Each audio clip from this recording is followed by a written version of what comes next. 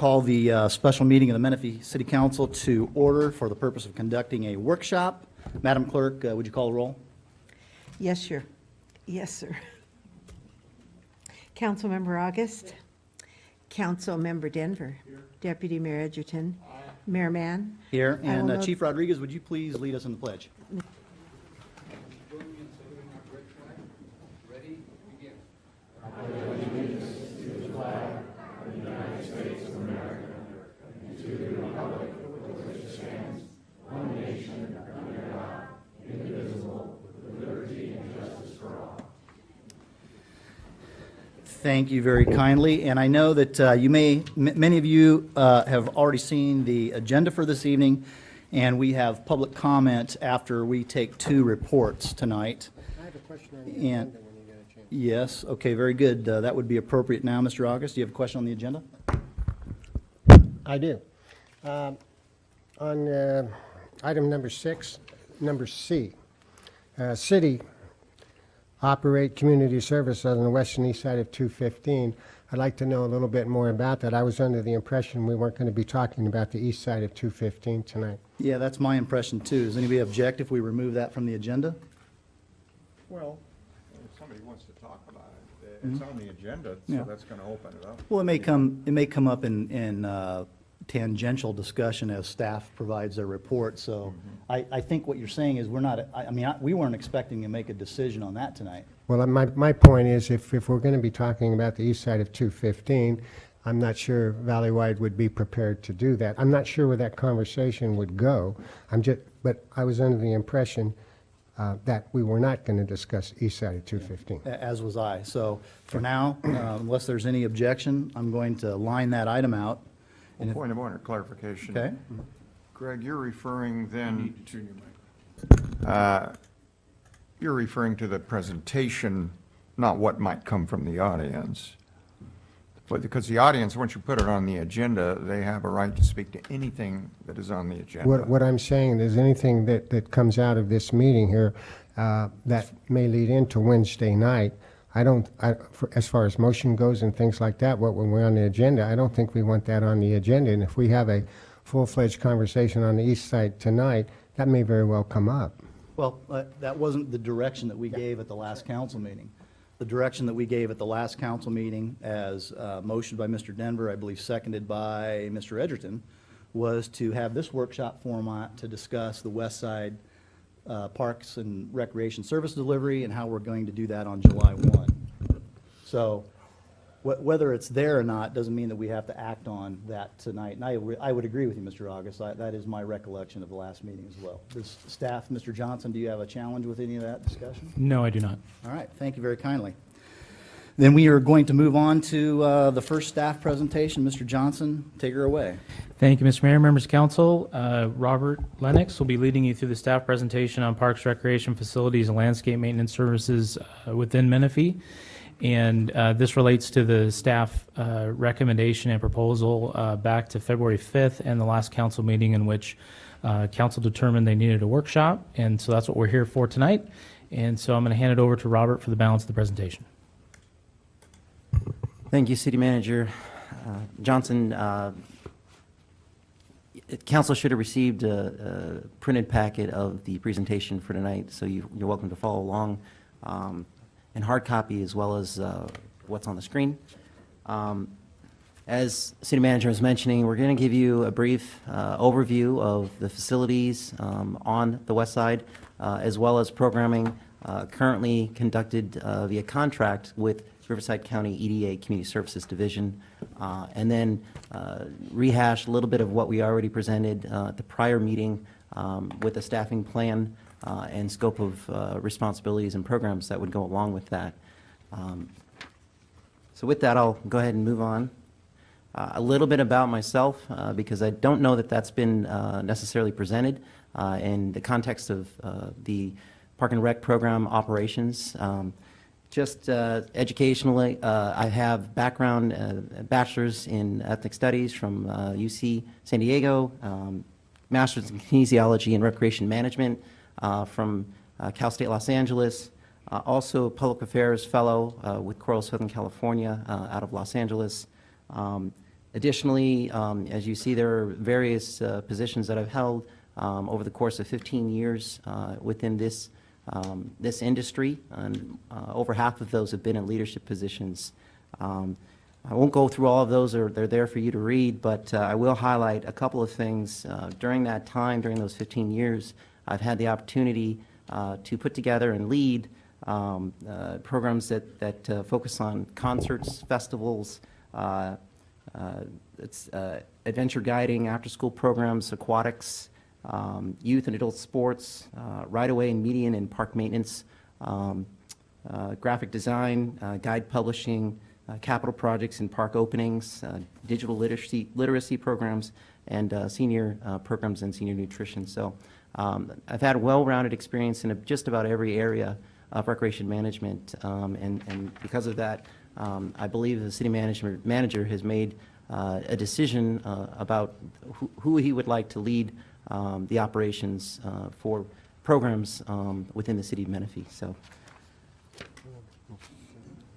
just moving on, you'll see here, this is a familiar map of the city, and there's also a larger blow-up in the chambers tonight, just under the clock over there. And what you see here, obviously, is the east and west sides, just to give you a full global approach of what facilities exist within the city. For the purposes of tonight, we are obviously talking about west side facilities, and as you see, there's a number there. And the overlays with those, and we'll get a little bit more into detail on this, but there is certainly special district tax revenues that come with each of those areas, funding various components of programs and maintenance, not only in parks, but also in right-of-ways and median and parkways. To give you some perspective, on the east side, there is approximately $3.6 million collected in LLMDs through the valley-wide special tax assessments. That equates to approximately 40% of Valley-wide's total special tax district revenues. Geographically, though, that the Menifee component attributes to about 2.8% of the total Valley-wide district area, which is 800 square miles.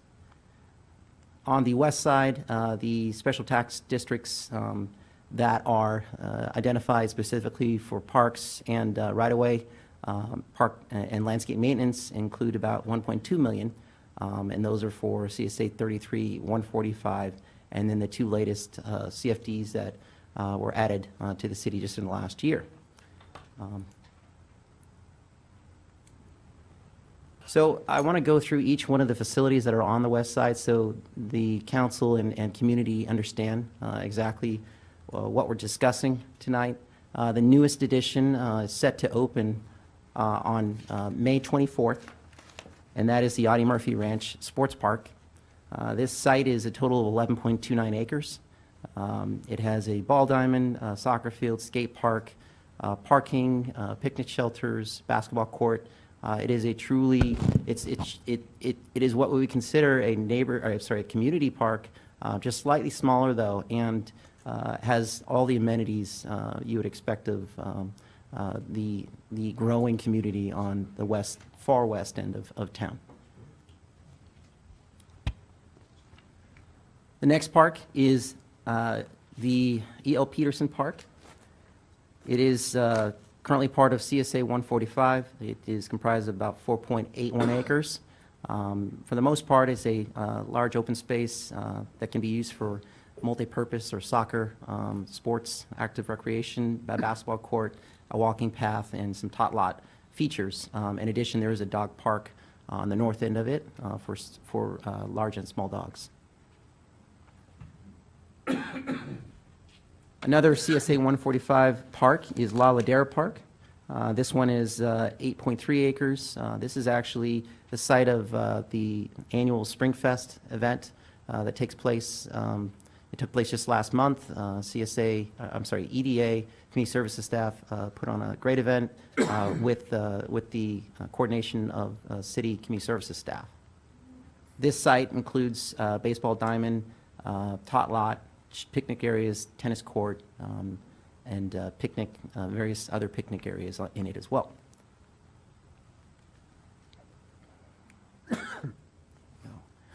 The next one is Lazy Creek Park.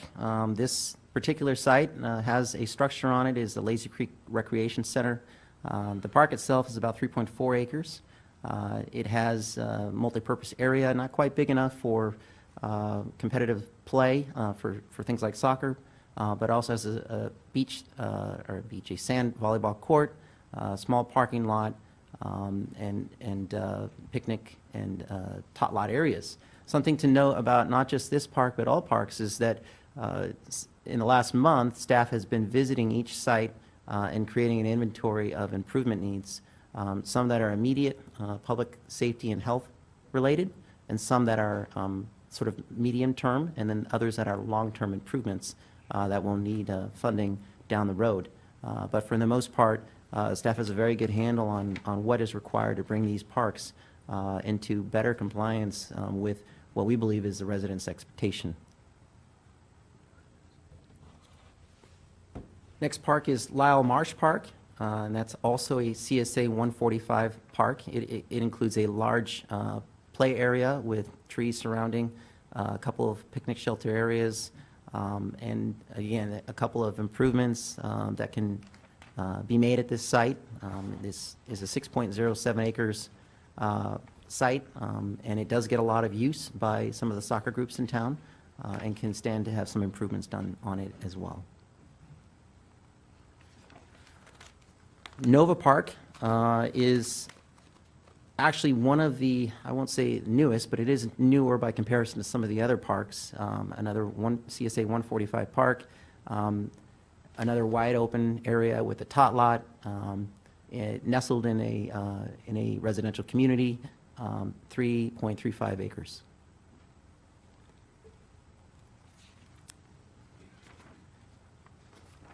Rancho Ramona Park is actually part of CSA 33.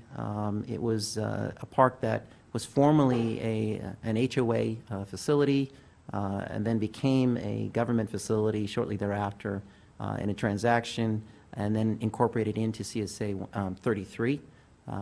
Currently, the CSA 33 assessments are only being levied for streetlights, not necessarily for park maintenance, although there may be capacity to levy additional for park maintenance.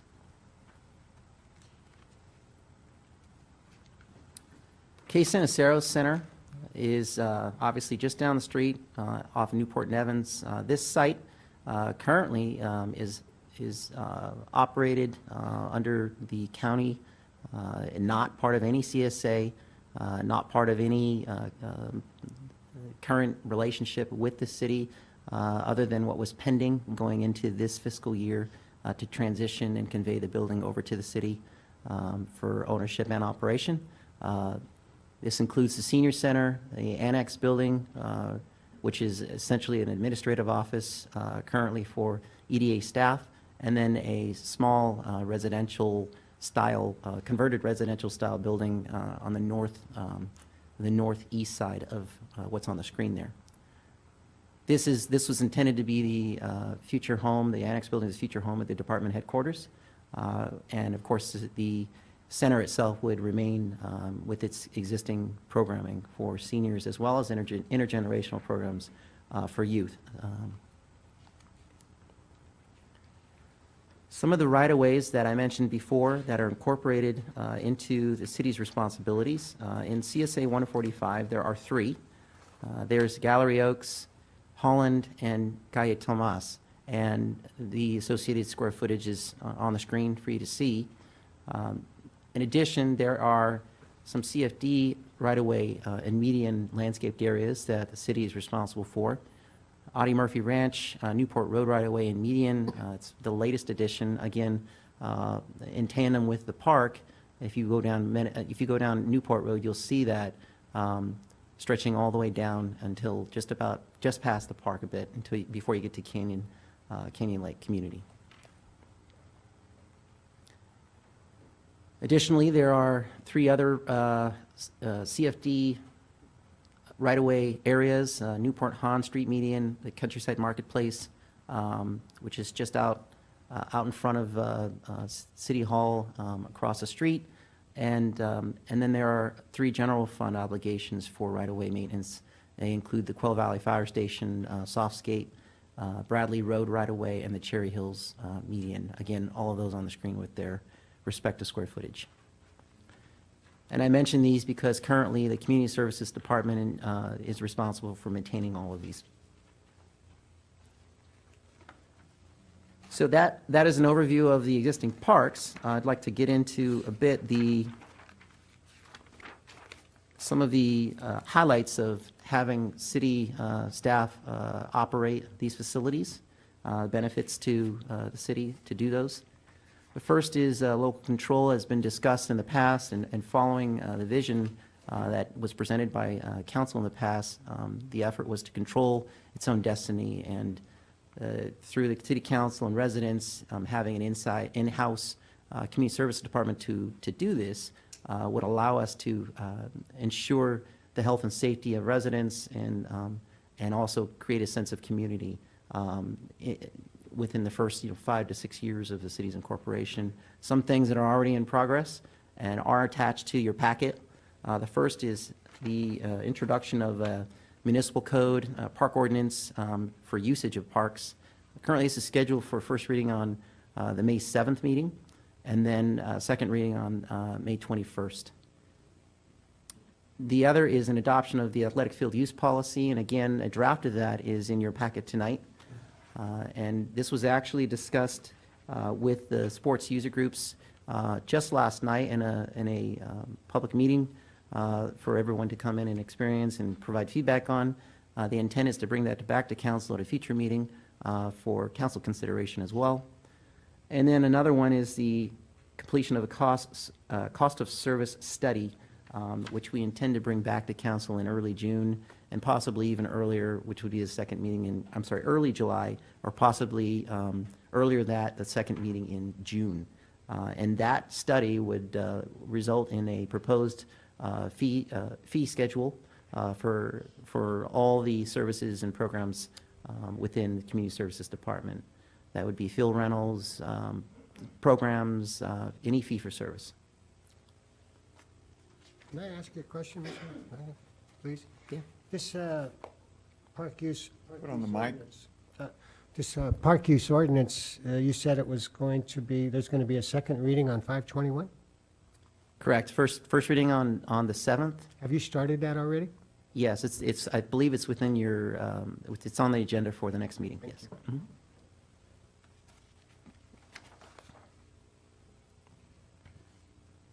Continuing that, staff is already in the process of putting together personnel and procedure manual for employees pending the outcome of tonight's meeting. And ball field allocation policy, as I mentioned, that was presented to the groups last night. A copy of that is in your packet. Facility maintenance standards, staff is also working on that. And park development standards, staff is all, some exist right now, however, dedicated ones specifically for Community Services Department, that's also in the works. Some other projects that are being worked on include parks and trail signage and branding. As we've done visits to each of these sites, we've identified areas of opportunity, which include providing new signs and rebranding those that were formerly either county or didn't have any brand on them at all. The park ordinances would also be part of that signage and posting so that the public is aware of what the rules of use are, and also allows for law enforcement to enforce the rules if in the case of any of the patrons not obeying, not following them, and endangering the health and safety of the public.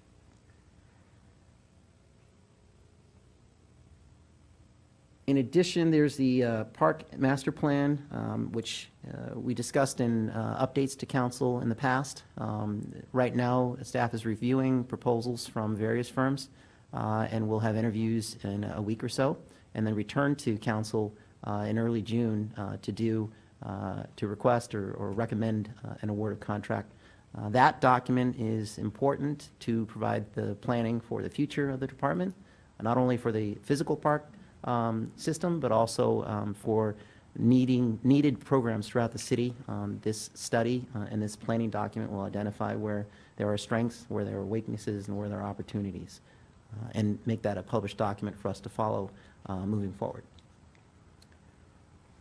Commissions and committees, you are all aware of the last ordinance approved by council, as well as the resolutions to establish those.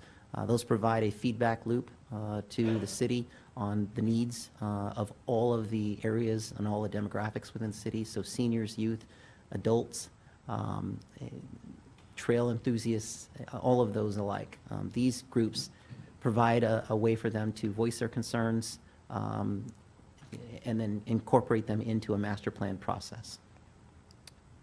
And then the last and probably most important reason we have on here for in-house operations is community identity. The community pride that can come from having ownership and operation of your own parks. We experienced on Monday night, just as an example.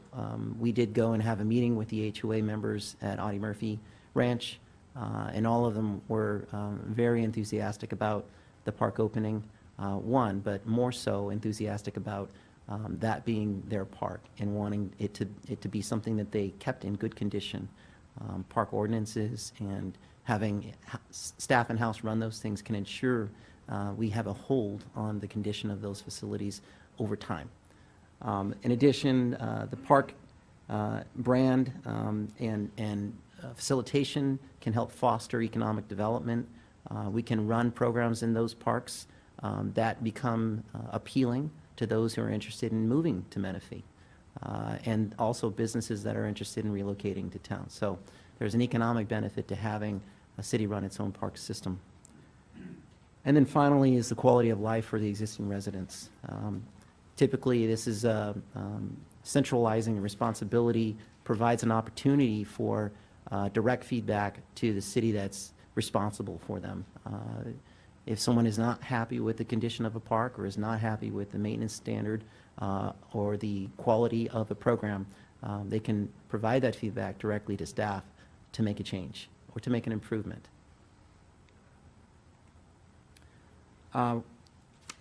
Fiscal responsibility is also a big component of any municipal operation, and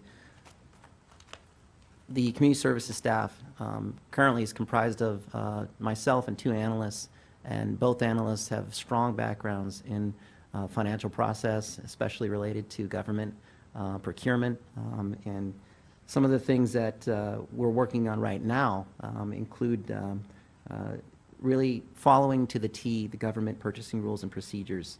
And I believe there was some discussion about this a few meetings ago to ensure there's competitive bidding, there's transparency in the process.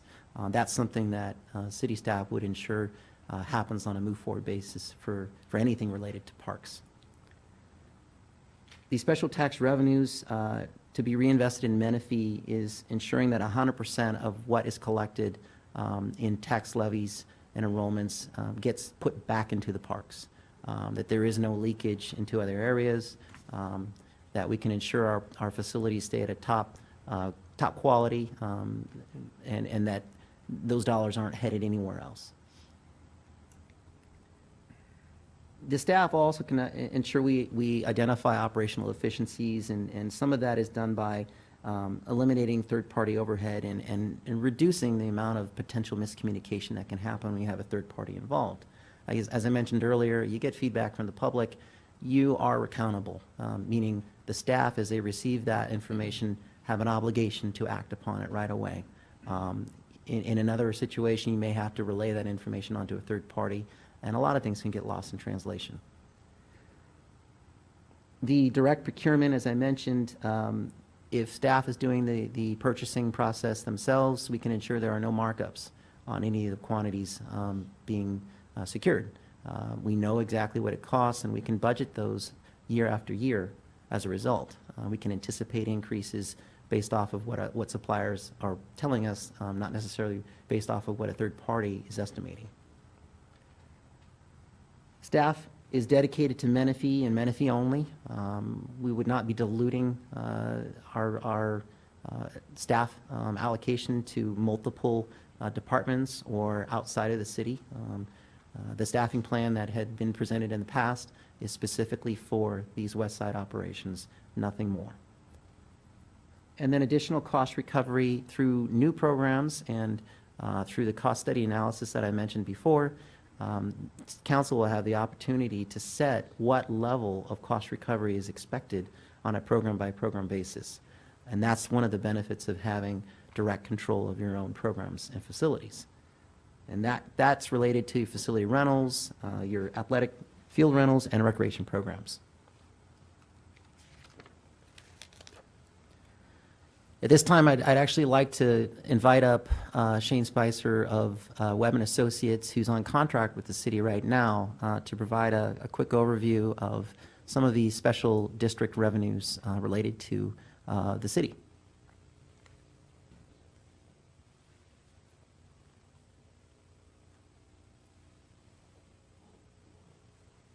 Good evening. Thank you very much. There we go. Thank you. As Mr. Lennox mentioned, my name is Shane Spicer. I'm the city's special tax consultant and assessment engineer, recently hired in February to work with the city on doing the annual tax enrollment administration of the city's CSAs and LMDs that have been inherited from the county. And we'll be working through that process this year to get the tax enrollments for fiscal year 2014-15. So you'll see me again in a future council. So what I was asked to do in relation to this, by way of background, as mentioned, my name is Shane Spicer with Webb Associates. I'm the Director of Municipal Finance. And what we do is provide these types of services to other communities, and what I'm going to try and do is give you a little bit of a background on what is the financial overlay with the city, and what has the city inherited from after incorporation from what was already in place with the county special districts that were in place, as well as the overlay with Valley-wide Recreation Park District. As I mentioned, we provide this service to other communities. We work with the Eastern Municipal Water District, City of Temecula, City of Wildemar, City of Riverside. Another interesting tidbit, we work with Hrupa Community Service District, who is in a similar situation, but on kind of the opposite spectrum with the City of Eastvale. It's a special financing district, or special services district, that overlies the entire area of Eastvale and a portion of Hrupa Valley. And so the same conversation is happening to a newly incorporated city from a parks and community services perspective. So you're having conversations others are having as well. So I'm well aware of this situation. I'm also a member of this community. I live in the city and have been so since 2006. So just a little bit of that background. So what I was doing in request was to work on evaluating what are the special financing districts within the city.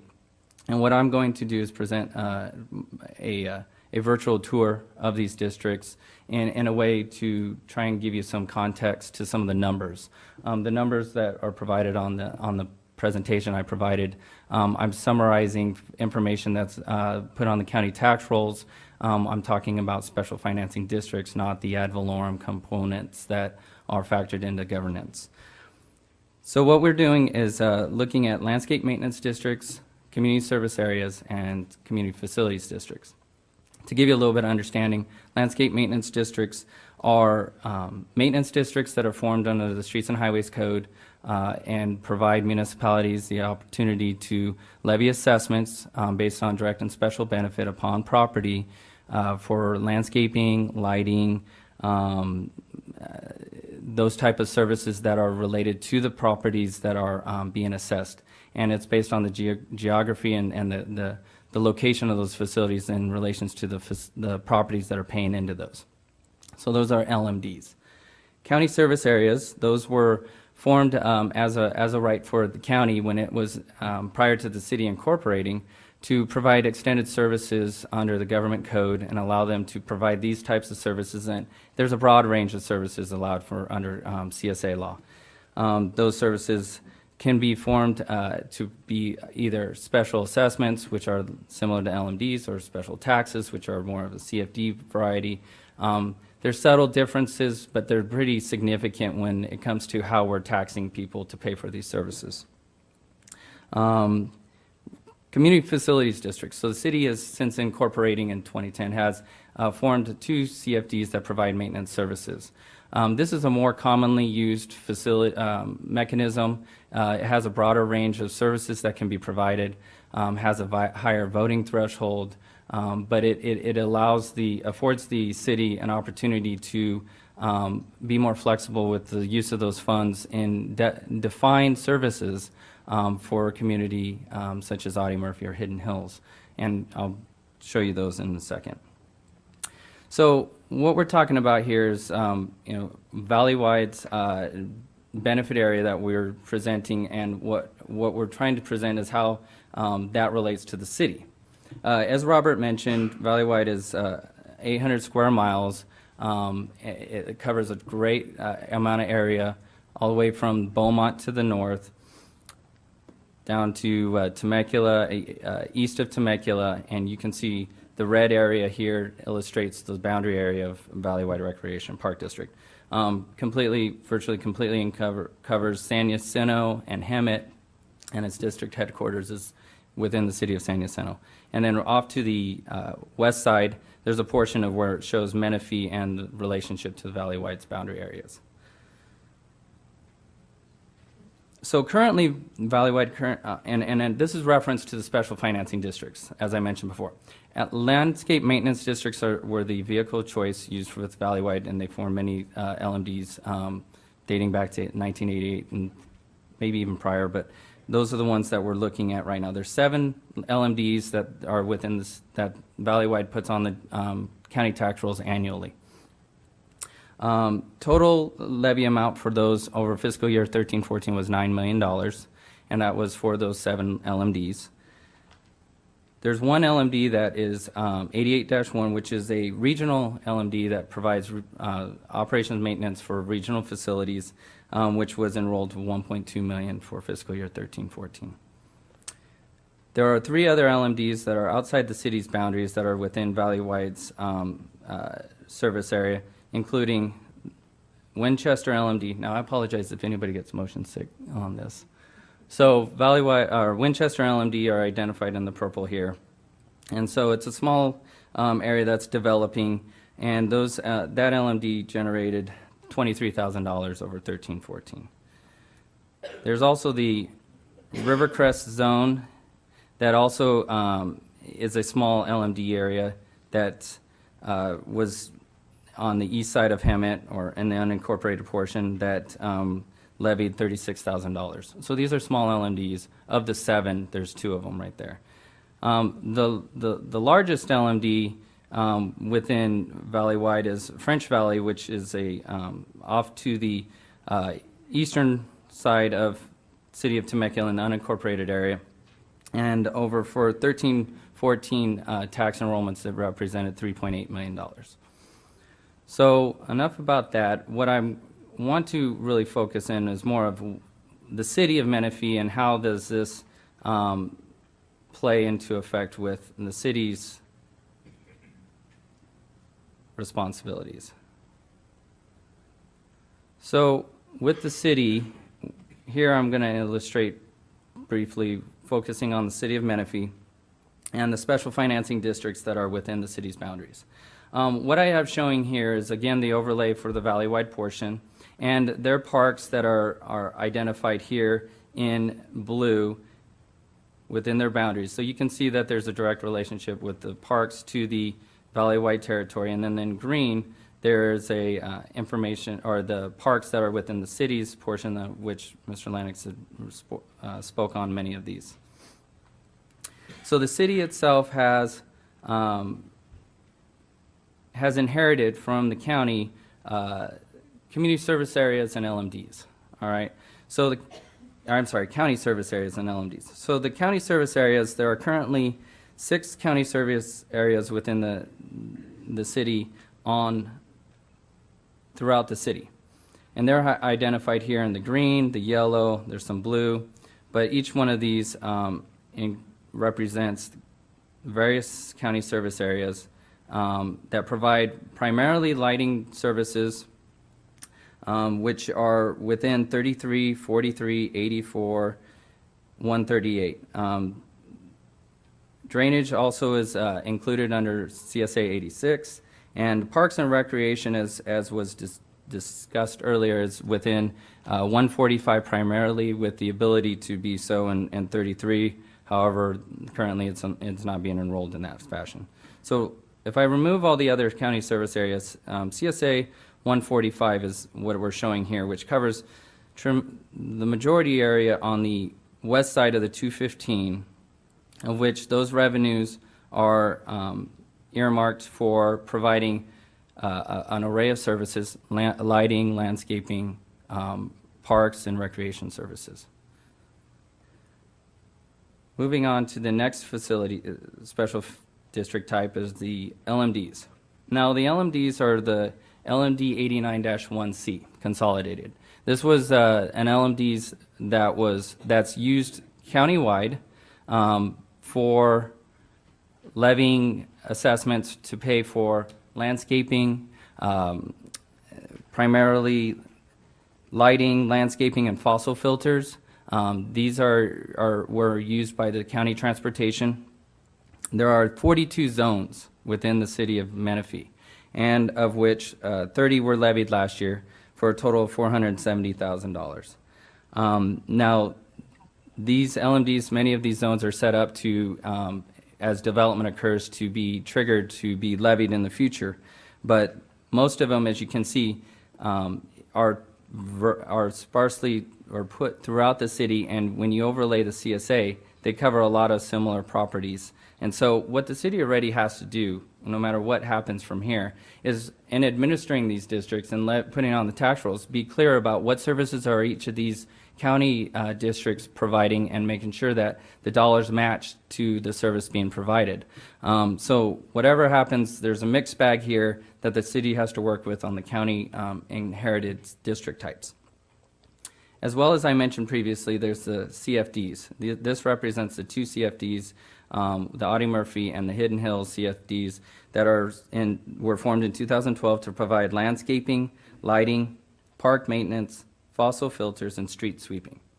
And again, as I mentioned, the CFD provides a lot more service types to the city under the special taxes that are levied than the LMDs or the CSAs do. And in total, for the west side of these special funding districts, this is where the $1.2 million that Robert mentioned previously is eligible to be used in part for Parks and Rec.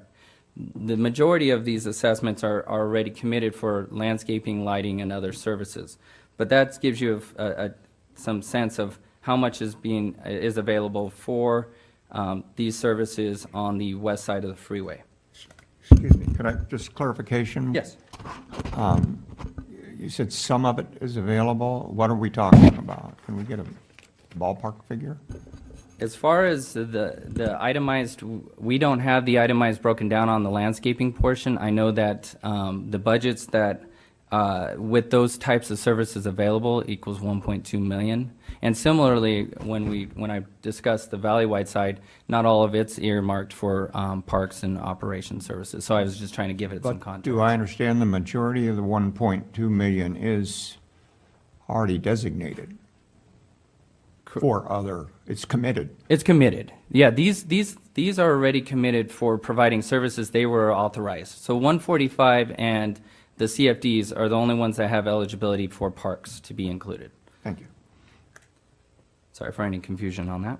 And so just to follow up on that question, on the second slide that we were shown earlier that Robert flashed up there, the 1.2 million in that slide says CSA 33, CSA 145, and all the CFDs combined. And you're saying that there's no language in CSA 33 for it to have a park component? No, it was not enrolled on the tax roll for the parks component to be included. So what I'm reflecting here is what was put on the tax roll for last fiscal year. And so CSA 33 was not levied for parks, although there appears to be language to accommodate that, but it's not currently figured into the amounts on the tax roll. Okay, thank you. So now on the valley-wide portion, as I mentioned previously, there are 7 total LMDs within the valley-wide's jurisdiction, of which I described 3 of them already, and the 4th one being the extended area of the regional parks component. Well, that parks component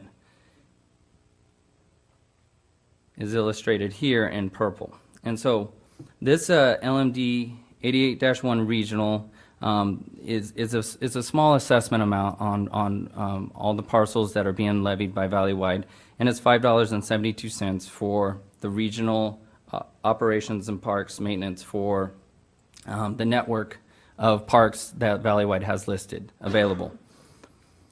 The LMD 88-1 Menifee, Winchester. This LMD raises $1.8 million annually, and it's an average of $288 per parcel.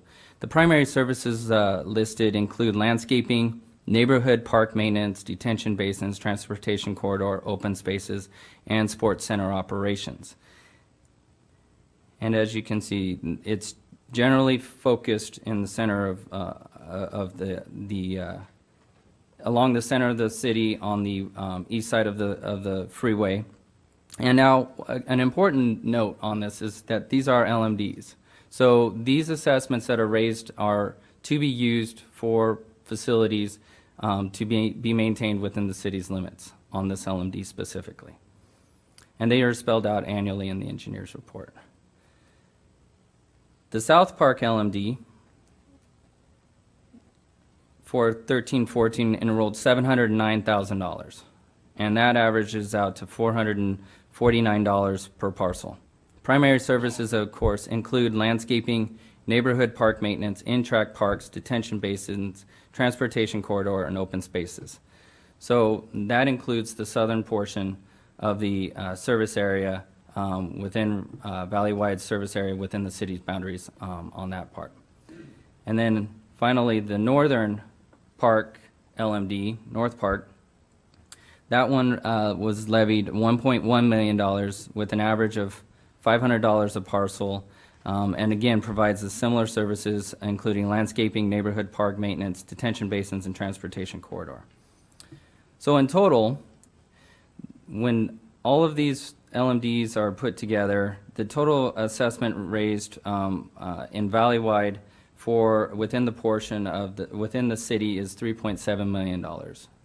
So that it pretty much paints the picture, literally, of what are the assessments and how the dollars are factored into when comparing the west versus east in the special financing districts. Can you tell us a little bit more about the regional LMD 88-1 that generates almost $1.2 million? And that's the regional component to this? What I heard you say earlier is that revenue does not have to be spent inside the city of Menifee. That can go anywhere throughout Valleywide Park and Recreation District. Right. My understanding of the LMD 88-1 regional is that it is a district-wide LMD that is paying for regional maintenance and operations of the parks network, that only a portion of is being levied in the city's boundaries of $57,000. The $1.1 million is in total collected within the boundaries of the Valleywide district boundary area.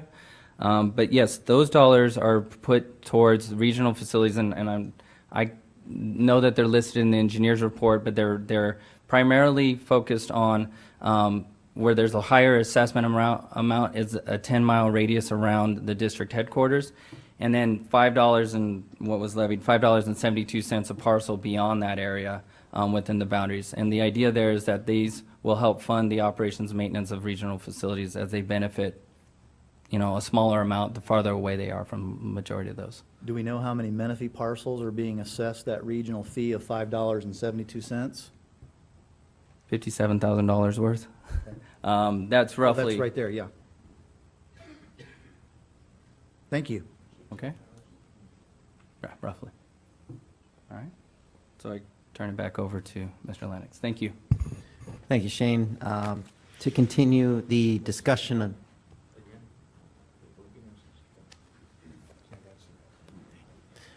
In your packets, just as a summary, there is a summary page of the Menifee portion. It's just to your left there. Wally, right there on the left. Yep, that one right there. There is a summary page that separates out what Menifee residents are paying into all assessments, whether they be CSA, CFDs, LLMDs, and broken down, just so you can see specifically what Menifee residents are contributing. Right now, I want to go ahead and turn it over to our Finance Director, Terry Willoughby, to talk about what those revenues mean in relation to our expenditures in the past year and in the anticipated upcoming year. So.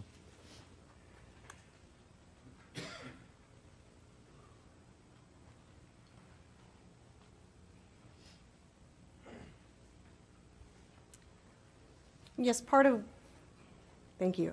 Part of what I wanted to do was perform an analysis of the Community Services Department funding as it exists in this fiscal year, 13-14, and compare it to what is proposed with the staffing plan for fiscal year 14-15, and to make sure that there was no impact to this staffing plan.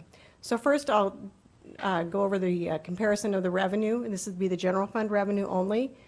So in fiscal year 13-14, you can see we have no program revenue. We don't have any programs at this time. In 14-15, we are estimating $123,810. We also, in 13-14, have 0 facility use rental revenue, and $76,500 has been estimated for fiscal year 14-15. And Robert has prepared these revenue estimates based on other. I have a question? think the deputy mayor has a question. Do you have a question? No, I'm fine. I'm just clarifying. Okay. This is on the west side, not the east side. Only the west side. This is as it stands today with the staffing plan that was proposed at the last meeting, taken into account. Sponsorship revenue, currently in fiscal year 13-14, $13,150. A conservative estimate for next year would be $7,350. So you can see that. I do have a question. You've got program revenue, 123,810. Correct.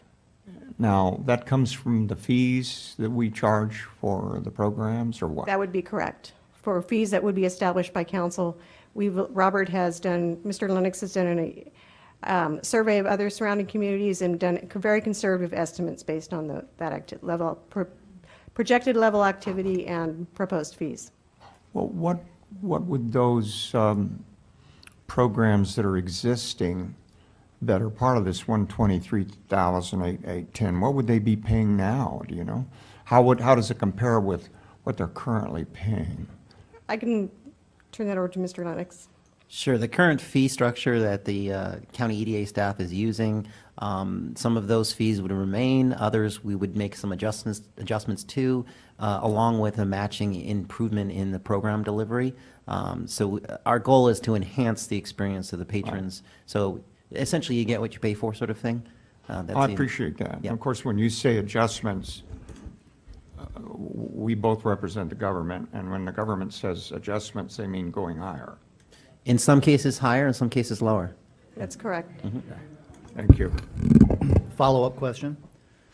The program revenue in prior fiscal years, has county been collecting it, or have we been collecting it and then paying EDA on contract? So what do we have to compare apples to apples here in terms of program revenue? That's my question. Yes, in the current year and in the prior years, the county has been collecting that. So what is that figure? It is comparable to this. I'd have to look at the exact amount, but typically the payment to the county for the services is less the revenue. So the figures you've seen for expenditures already take into account revenues that they have collected for programs. So it was netted, when we made that contract payment, the revenue was netted against the expenditures. I think we need to have that figure for comparison. I can certainly provide that. And also the revenue projections that Mr. Lennox took into consideration enhancing those programs. So where they had a very small program delivery, he would have expanded those services greatly in the next fiscal year. All Expenditure care comparison, I'm sorry, when you say enhance, in other words, are you more taking- programs taking over the programs as they exist? and adding to them, yes. So you just keep the same personnel and add to that? This takes into account the staffing plan that was proposed. So the same staffing level that was proposed in the plan of the last council meeting would be able to provide enhanced services and enhanced level of programming. Coming in with the same staffing level, that doesn't refer to specific people. That's correct. The city would still have to go through a recruitment process, absolutely. Absolutely. And something else to point out is in the current year and in prior years, the cost of service has exceeded the revenues that have been collected. And so the operating expense for the CSA has been in deficit. And our attempt here in adjusting fees is not only to provide a better program, but also to right-side those funds. Thank you. The next slide compares the expenditures general fund for fiscal year 13-14 to 14-15. You can see there's a net increase currently, and we're projecting $518,000 for fiscal year 13-14.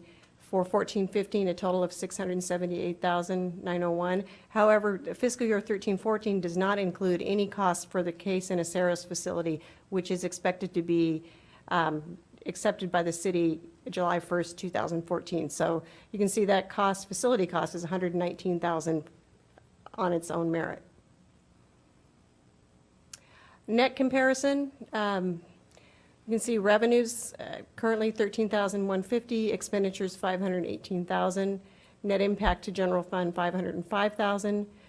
However, in 14-15, we're expecting only a net impact of $471. So actually taking over the community service department with the proposed staffing plan, we're projecting a savings of $34,000 to be realized in the general fund.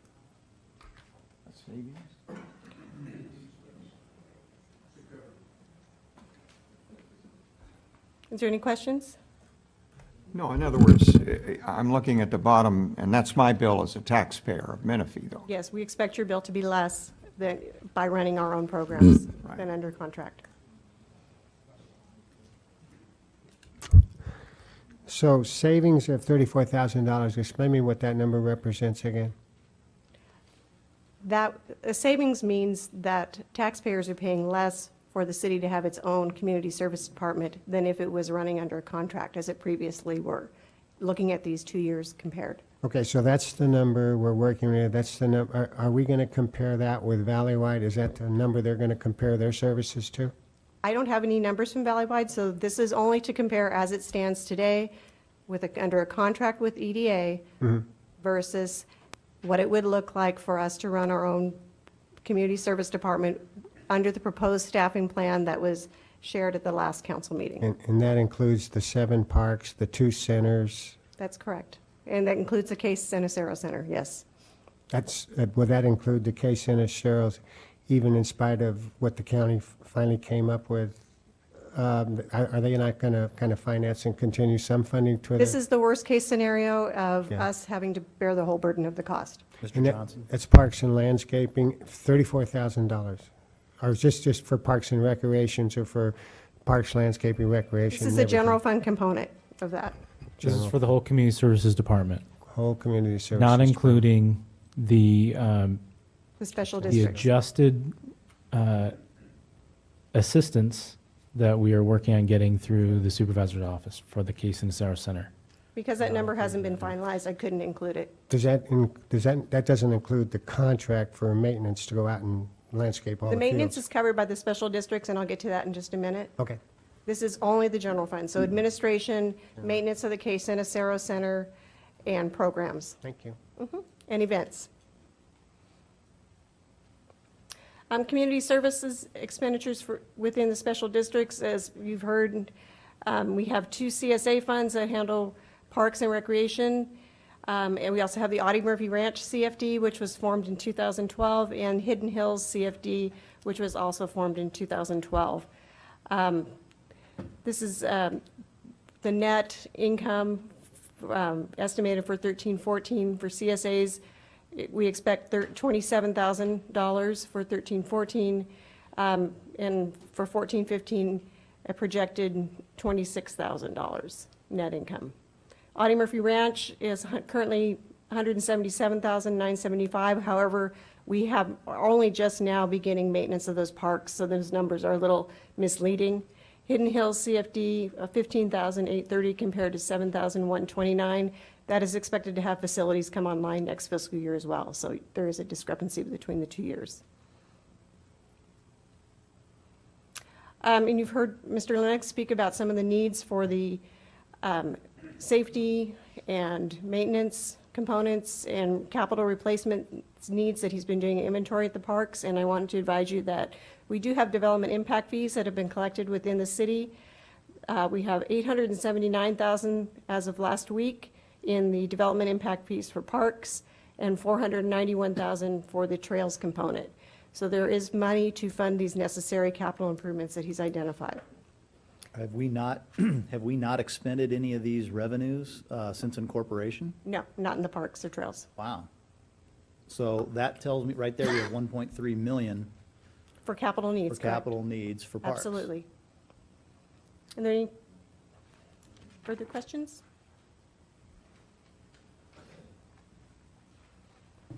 Not true. Mr. Knapp? Thank you, Terry. I want to continue on with this discussion, thank you, regarding some of the programming and enhancements that the department can provide by running the operations in-house.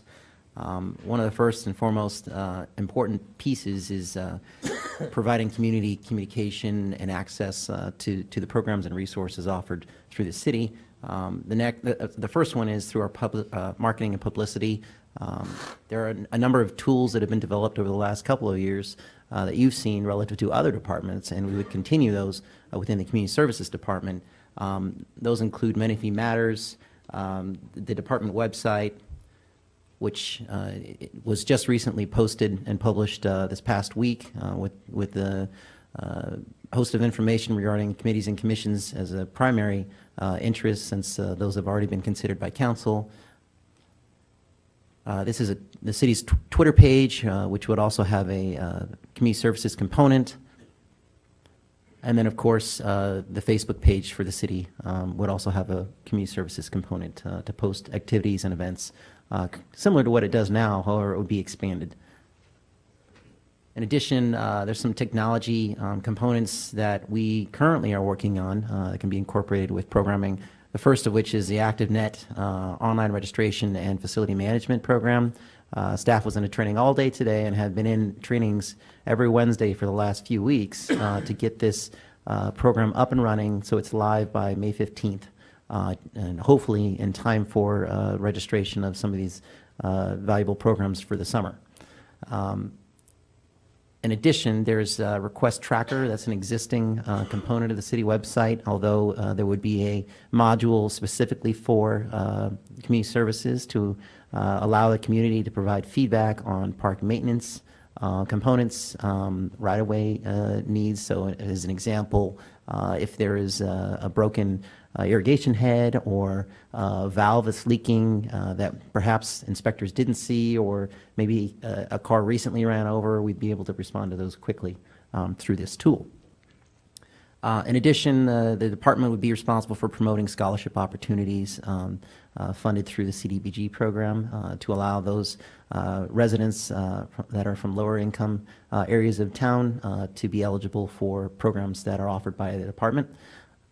And then responsive government really is weaved throughout all of these tools, allowing us to show some accountability, and that if any of the community members are not satisfied with the quality of service, they can always come to the committees and commissions and or the city council to voice their concern if they haven't had it resolved by city staff. And Menifee Matters, of course. Right now, the publication includes a variety of special events and some ongoing recurring programs that occur at Case Ceniceros, as well as other city projects. However, this would be expanded to have a listing, like an activity guide, of all programs, classes, and activities at each of the sites. And so this is direct mail, obviously, to all residents in town, and they'll be able to see this, and they could jump on a computer and register for a class right away. This is actually the portal for the public component of the online registration piece. This obviously is not live yet, and it will be soon, depending on the outcome of tonight's meeting. At the next update, I'd certainly like to walk council through how the public would use this site and how user-friendly it is. And of course, the request tracker that I mentioned is an intake piece, allows the public to provide feedback on maintenance needs real-time. Some of the facility and program ideas, we want to improve upon what's already being done by County EDA, Community Services, with input from the various committees and commission within the umbrella of the department. Those include senior programs, youth sports and activities, events, as you know. Those are very vibrant in the city, and we'd like to continue those. Cultural activities, which could include public art, community theater, and various other ones. And then facility management, in efforts to improve the quality. As I mentioned, staff is going out and doing inventory right now to identify and prioritize the needs. And those come with specific standards that need to be set up for maintenance minimals, I should say. It may not be enough, as we were discussing yesterday with the sports user groups, may not be enough just to mow and blow a field. We may also need to level it. We may need to do additional fertilization every year. Those are the sorts of things that make sure the facility is in top condition for use throughout the season of play. Routine inspections with the staffing plan, it would allow city staff to be the ones going out and making sure that contractors are doing their due diligence and earning the dollars that they're on contract for. And then centralizing the work order responsibility essentially means that once it's reported to us, we are obligated to follow up and correct those within a certain amount of time. Responding to feedback from the committees and commissions, essentially, committees and commissions are the feedback loop, and if they have recommendations, the effort is to bring that back to council with a recommendation from those bodies for incorporation into, in some cases, the Parks Master Plan, and in others, maybe there's an emergency need or recommendation on a particular park design concept. Some of the programs that exist and that we want to improve upon, the Menifee Co-op Preschool, serving about 250 children. Menifee We Folks, anticipated to serve about 400 children. After-school program, which was formerly the TREC program offered by Community Service, EDA Community Services, about 1,040 children. And as I mentioned, these are programs that already exist. Summer camp, which was the MARS program, that one could offer could serve as many as 800 children with field trips for 500 of those kids. Menifee Adventure Camp, that's for the younger children, still a summer program, 160 could be served. Summer Art in the Park is I believe a one or 2 day program for up to 40 children. Movies in the Park is always a very popular activity in every city that I've worked in. We are conservatively estimating about 900 patrons could be served by that, and then the Father's Day Campout is 70 children. When you're showing and have been showing a number of projections, when Terry gets up and gives projected figures, are they also predicated on these projections? They are, yes. Thank you. Mr. Denver?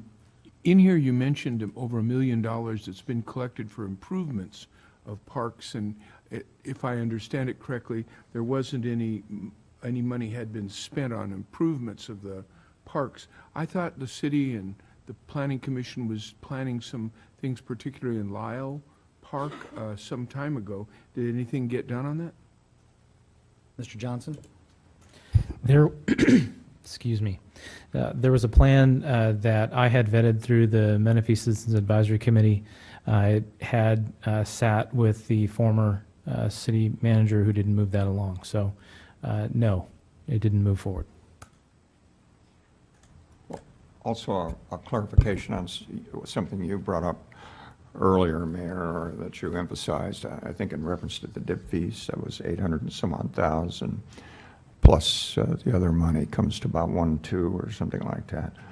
But that would not, that's designated funds. You wouldn't be using that for operational costs, right? So that wouldn't be for administration, that wouldn't be for overhead, and that wouldn't be for service. I'm assuming that a lot of that would be turned over to our new Parks and Recreation Commission to determine some idea of what they might do with that money in reference to trails. We have connectivity, and we have a shortfall there in reference to what we want to get done in that area. Just clarification. Sure. The DIF dollars in most agencies is set aside to go toward pre-approved CIP projects. And of course, councils typically approve those every year. However, there is also a set aside as part of the budget adoption for addressing immediate needs that are much smaller in scale and don't necessarily or wouldn't necessarily require all those funds. The amount of money that's been collected so far is really just a small amount of what can be collected based off of the new developments that are coming into town. Typically, though, what drives those CIP projects is whatever is published in the Park Master Plan document. So I can't stress enough the importance of governments not addressing items, needs for new parks, trails, or other features without referring back to a master plan that's already been approved and adopted. Mr. Johnson? Yes, just to clarify, there's two separate pots of money we're talking about. One was for park improvements and one was for trails, and I think the total was 1.2. And you're right, that can't be used for recreational programming. It's to improve the parks and the trails. The recreational program dollars come through CSA 145, and those are already set aside and programmed as such, just to make sure we're all on the same page. Okay, as I was mentioning, these are just a number of the summer programs that can be continued and expanded upon for Westside Parks. Special events, in addition, again, in the past, some of the CSA resources have been have supplemented the general fund component to these activities, and this is just a listing of the ones you already know of. And then another important component we'd like to continue, and stuff that's already in the works, the Parks Master Plan that I mentioned, it's a 12-month process. We would continue this, and it serves as a roadmap for the next 20 years, determining what types of parks, locations, recreation droughts that may exist in the city, setting long-term goals. It doesn't suggest that we'll be able to immediately fund all those, but it does identify what the needs are now, and then council has the opportunity to set priorities on what they'd like to see accomplished first.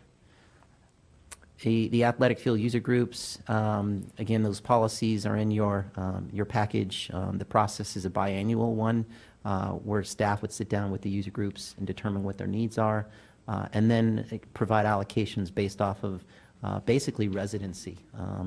And that's the priority given is to those who live in the city. And then the Parks, Recreation, Trails Commission, again, considers not only just the master plan document, but some of those outlying, typically unaddressed items like equine accessibility, trail connectivity, and park design. As we have plenty of developers approaching the city and submitting plans now, it always helps to have another body to review those to make sure they coincide with what the master plan has set forth. Lastly, of course, youth advisory and senior advisory committees both provide the feedback and opportunity for the community to participate. And typically, other agencies I've worked for, those bodies have family members, extended family that are part of the programs that are currently being offered. So it's real-time feedback that's valuable that we otherwise wouldn't get unless we performed a survey. Question? Uh-huh. The Have we advertised for the Parks, Recs, and Trails Commission? Did you say that and I just missed it? We did advertise. I didn't say it. We did advertise. That closes, I believe, on the 21st of May. Okay, Yes, thank you. for the commission and then for the senior advisory committee. The youth committee closes actually in August to coincide with the school year. Thank you. So just to wrap up, the West Side responsibilities includes the 7 parks, which represents about almost 40 acres, 9 landscaped areas, so 500,000 plus square feet of softscape and some turf areas, and then 3 centers, which includes the proposed community services headquarters. This is probably a familiar set of tables that was presented at the last council meeting. Again, approved in the current fiscal year budget, 13-14. There were 3 positions, that's the director and the 2 analyst positions. What was requested at the last meeting was a total of 9 full-time equivalents, and just to make a distinction, it is actually 7 full-time employees, and then 2 of those full-time equivalents would be populated by part-time hours. And so the way that's calculated is 2,080 hours of part-time personnel is equal to 1 full-time equivalent. So it's a total of 4,160 hours. And so when you combine the two, the proposed outlay is essentially for 14-15 is 12 full-time equivalents in the table on the right.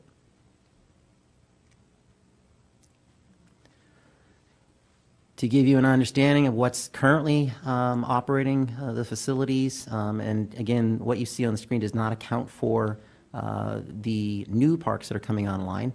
It does not account for Audie Murphy. It does not account for Case Ceniceros.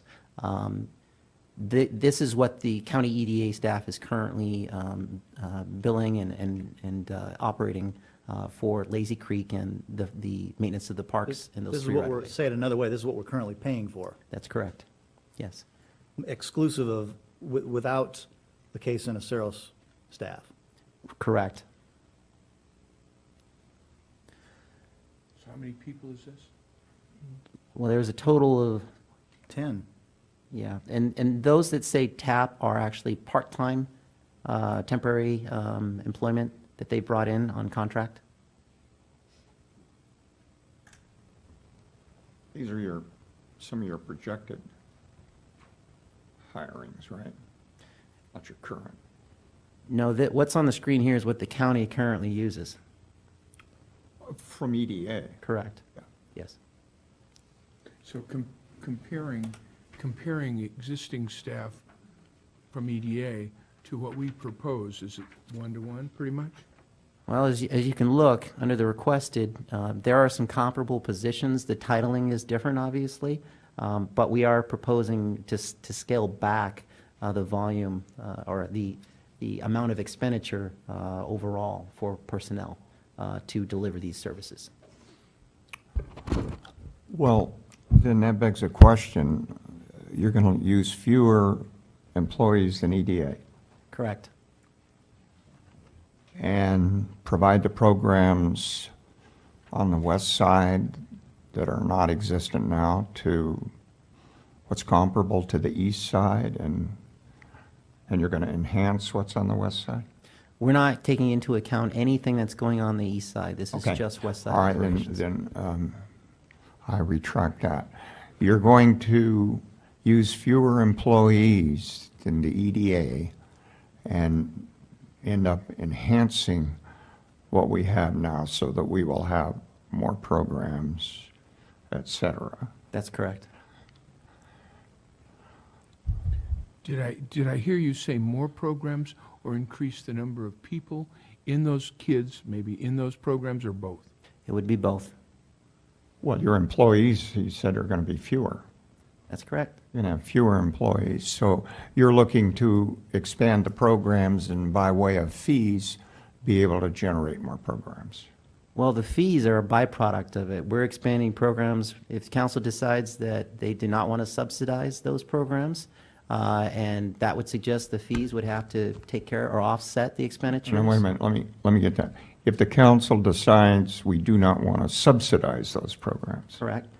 That would suggest that fees, higher fees would be necessary, but if the council decides they would like to subsidize them, then lower fees or no fees would be appropriate. Okay, so that assumes then, if we take the west side over, we're going to cut some personnel and we're going to be subsidizing the taxpayer as some of those programs. Based off of my staffing plan and the revenue figures, I'm not suggesting any significant subsidy from the fees that we've already established or are going to be proposing.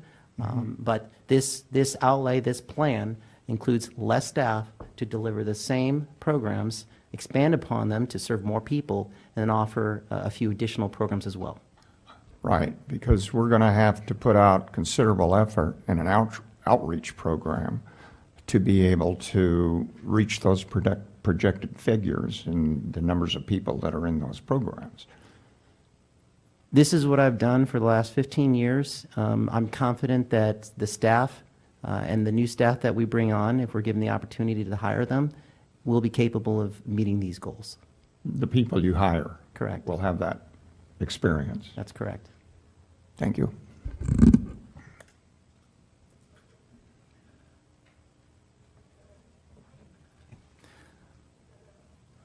Just a quick rundown, and this may go hand in hand with some of the questions that have come up, is what are these folks going to be doing? How are they woven into the fabric of the department? This is a quick summary, certainly not extensive of all of them, but some of the major responsibilities. For the director, my position, this is the list of major responsibilities. Management analysts, some of these things are already happening for the existing staff. In fact, the analysts currently are probably taking on more than what's on their lists and taking on the responsibility of some of the proposed new positions. And so the issue, or the attempt here is just to spread those across the new positions so that the analysts can focus on analyst work. I'm not going to run through each of these, with the exception of the office assistant. This is the intake person at the department headquarters who will help with the point of sale, customer service, taking registrations, directly talking with the public who come in to the main office, and then also helping with the publishing the Menifee Matters activity guide. For the new positions, the community service coordinator that's going to be responsible, or would be responsible for Case Cenicero Center. Again, the existing programs that go on there, this position would be responsible for continuing. Senior nutrition classes and activities, those are like jazzercise and health screenings, those would continue. Trips and tours, the facility reservations, and then looking at a new program for digital literacy or digital inclusion. This is a particular program that I'm proud of being a part of in the city of Riverside, who's well known for its digital inclusion efforts, and was able to launch a program there with the CIO, Steve Reneker, before he moved on to the city of Los Angeles. The community services coordinator at Lazy Creek, again, would continue the existing programs and expand upon those to increase the number of patrons that come through the program, and then add some additional amenities through sports leagues and clinics, and then also additional center events. The assistant coordinator, there's two that are proposed. One would be dedicated just to facilities responsibilities, which is, believe it or not, a pretty big task. In a prior agency, I had this responsibility as a supervisor, and as the city grows, so does with the population growing, so do the number of children within the town, and their enrollments in all of the sports user groups. And so the demand for fields goes up as well. And as evidenced by our meeting yesterday, there simply are not enough fields for all of the youth in town, and so there needs to be somebody to help manage that. How soon, for example, let's just take the coordinator, Lazy Creek here. There are those preschool programs, and right now there's some employees from EDA that are in limbo. There's some parents that are in limbo. There's some kids that are in limbo. Whether we choose to go with the city or we choose to go with Valleywide, how assured can we be that this is going to be quick and this is going to be seamless. Well, I'll make a statement, and I think the city manager would like to add too, but the intent is as quick as possible. And going back to the prior council meeting, had a staffing plan been approved at that point, the transition would have been near seamless. This process of having the workshop does delay it a bit and certainly would imply a service impact. I would suggest that no matter what operator is doing it, there will be an impact because there is some mobilization that has to occur no matter what. Mr. Johnson? In plainer terms, if council directed us to bring over the facilities and the personnel intact, there would be virtually no change. Thank you. Thank you. So that facilities assistant coordinator not only takes care of ball fields, but also facility rentals. There's a number of picnic shelters within the system, contract classes, which we would expand upon. Those are 100% cost recovery programs. And then also head up the sports council, which we started yesterday, and then work with the youth advisory committee to build a curriculum and a meeting schedule throughout the year. It's intended also to be somewhat of a civic education program for those youth that participate. The other assistant coordinator is dedicated for the most part to events. A lot of this responsibility is currently being handled by the analyst, and the list is there. Obviously, we'd be taking on more responsibility with EDA staff no longer heading up certain ones of these, for example, like movies in the park, components of each of the celebrations, birthday bash, Spring Fest would then be also the responsibility of the city, and the others that are on the list. And then Go ahead and do final, and I'll ask after. okay. Finally, on the maintenance side, a very conservative approach to oversight of maintenance for each of the landscaped areas. These would be handled for the most part by contracts for mow and blow, irrigation repair, and some abatement services. But these two positions would be responsible for oversight of each of the areas on the list, inspecting to make sure that those contractors are doing the job they were hired for.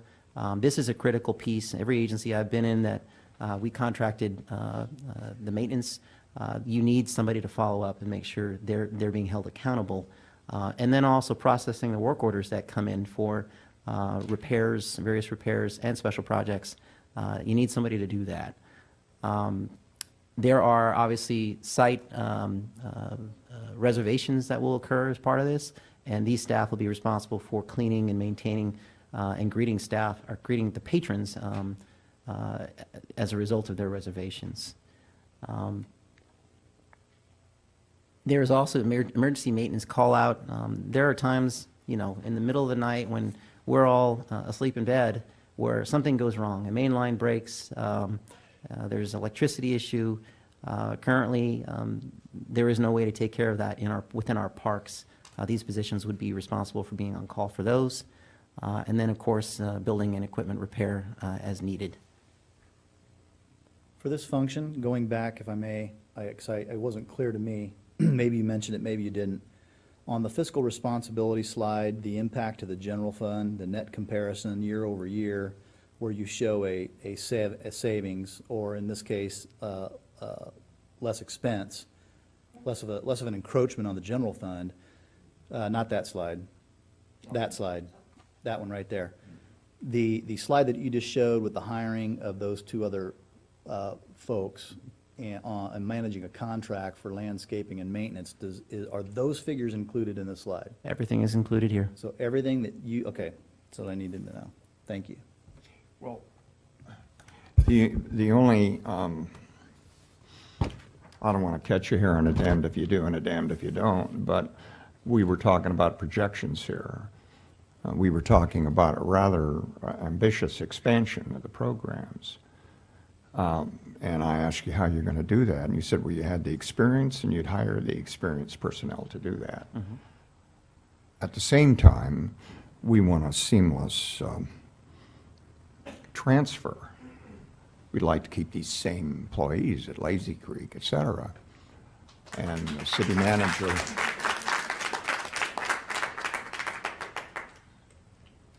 city manager stated that that would be done. So you're going to be able to do that then. It sounded like we were saying two different things. It sounds like, what I recall is the city manager stating that that is an option for consideration. There may be some legal implications of simply transferring over those employees, but I think the city attorney may have some input on that as well.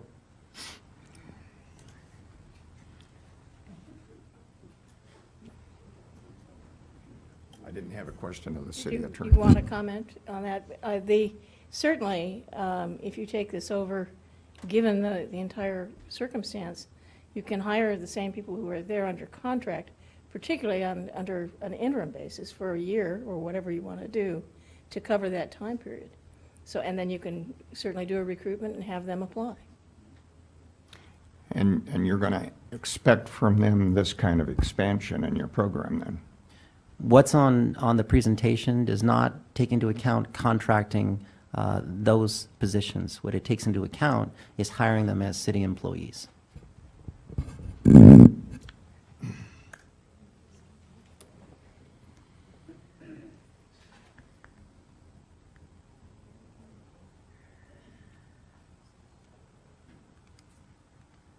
Okay.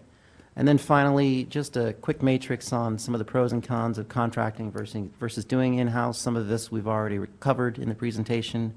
Some of the upsides of doing a third-party contract for these types of services is you may be able to experience a cost savings.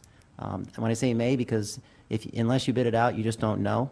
And then staff vacancies, the expectation is that they would be filled quickly. So if someone were to leave for a contractor, we would expect they'd have someone there the next day, and there wouldn't be any delay in that. The track record and performance of the organization and their credibility is usually the driving force behind selecting them. You have to do a reference check, a background. Where else is the operator doing the similar service at, and what does their clients say about them? And then another benefit is obviously having a set term of operation. That usually makes it easier if, let's say, the city decides, you know, we need to downsize this. Maybe revenues aren't up as high as they should be. Special tax assessments, something's happened. On a contract, you can make a change very quickly and not have to worry about, you know, what that impact is on the workforce. The downside of that, though, of having a third party is you do have a middleman. You have an extra communication step. As an item comes up, an issue comes up, whether the staff receives it directly or the third party does, you still have to keep everybody in the loop. You got to relay the message, and sometimes that can get convoluted. So there's a concerted effort that has to be made to deliver a message clearly.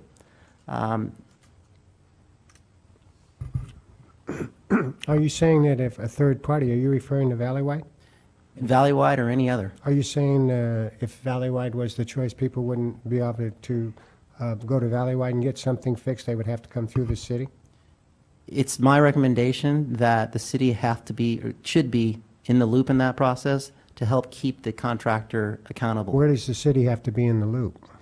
Well, just like any other contract, you wouldn't want your contractor operating without oversight. The contract is with Valleywide, though the original complaint would be with Valleywide. They would be responsible for going out and fixing it, correct? That's correct, and city staff would have to follow up on that. And the next bullet point really reflects that, because if the contractor was the sole recipient and responder on the complaint, there's one place for the public to go to follow up on that, and there'd be a decentralized accountability.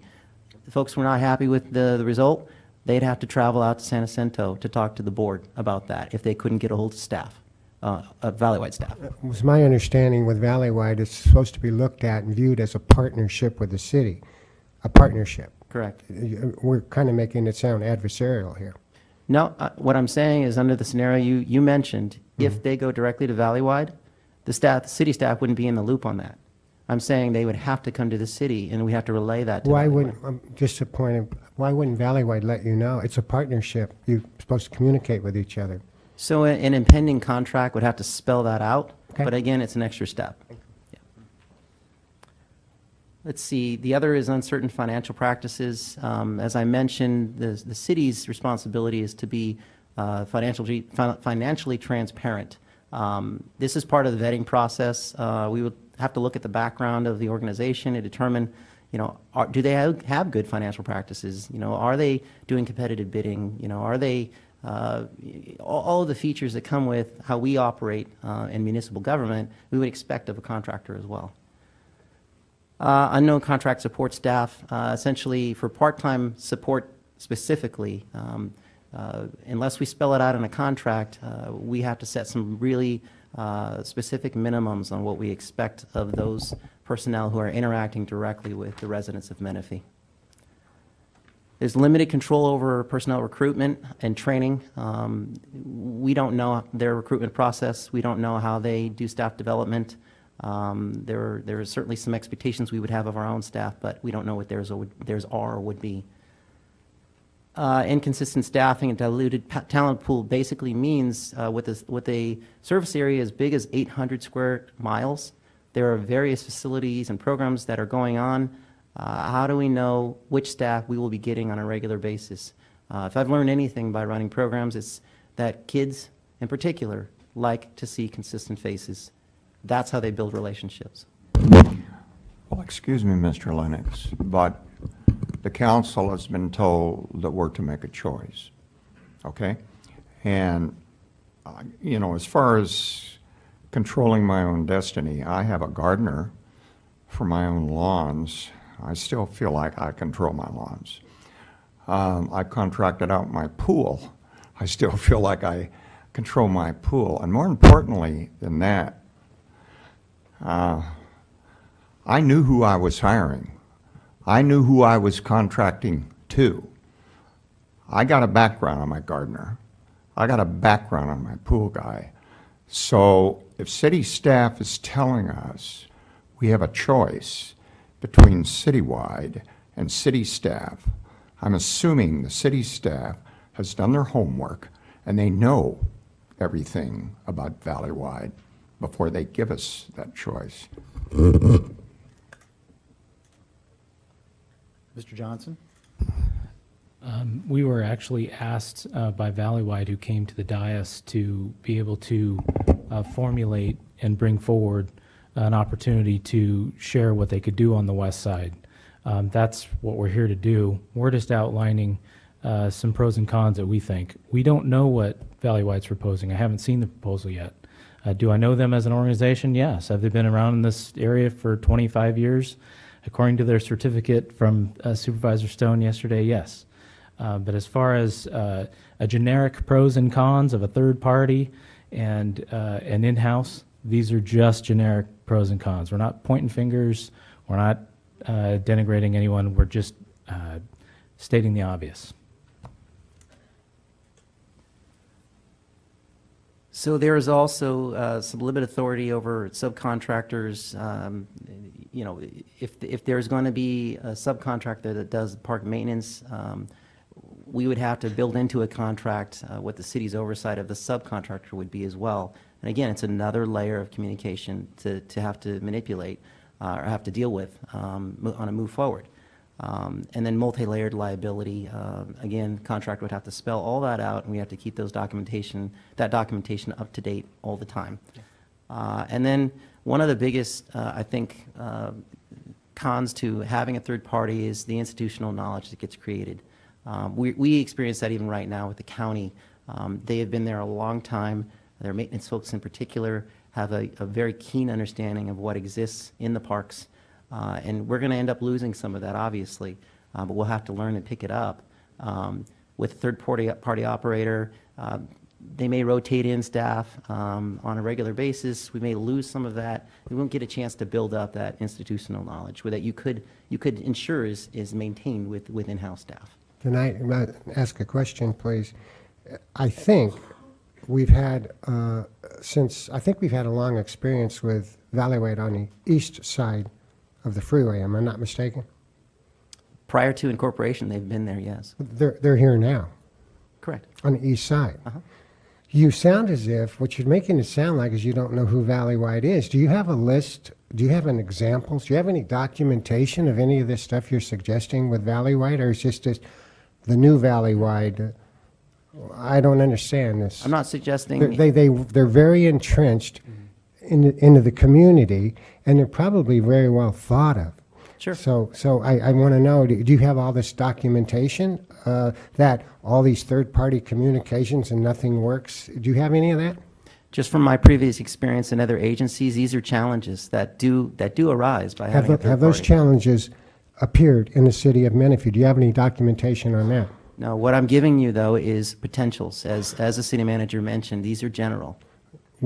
Yes, but we're not working with somebody new. We're working with somebody who's been here for many, many years. As he mentioned, we don't have a proposal from them, so we can't really point to anything. Okay, thank you. Let me interject a statement. And then I'll give it to you, Mr. Johnson. The pros and cons that are reflected on the contract of a third party, it's not directed at Valleywide Park and Rec District. The same pros and cons would be prevalent for Valleywide, EDA, or any other entity or third-party entity that we contracted with. So this is not directed at any one particular entity. Well, let me ask you a question, Mr. Mayor. If you look at the agenda and you look at number 6, it says discuss and operate parks on the west side, whether it be Valleywide or the city. We're talking about Valleywide. Yeah, but Okay. it's not, he's making generalized pros and cons. He's not, those comments are not directed at Valleywide specifically. Mr. Johnson? Oh, excuse me, just a point of clarification as well. On the east side, Valleywide Recreation and Park is a district. So we currently don't have oversight over them on the east side. And we don't have that relationship where if something happens in their area that they're going to come tell us about it because they handle it on their own, because that's their responsibility as that district. So what we're trying to equate is that if they were to come on the west side, there would be a different type of relationship. That's all we're saying.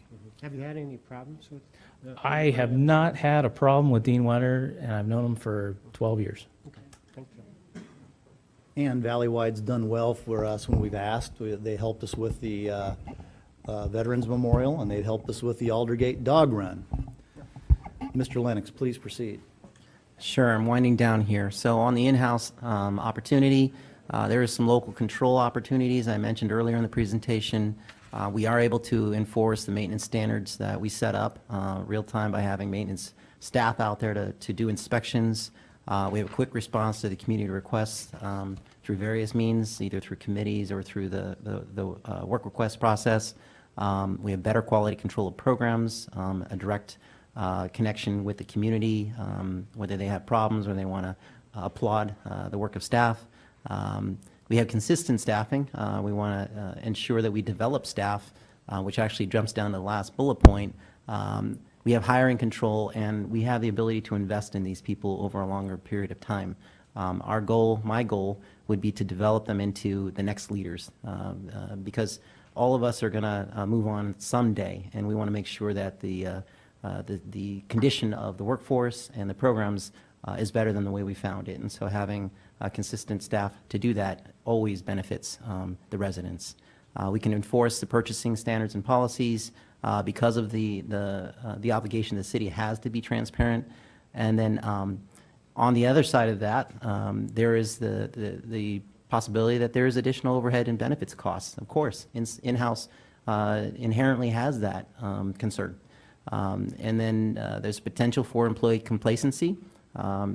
It's my goal as a director to ensure that staff operate at a high standard, and that occurs through developing them, training them, enriching them, and bringing them to the next level.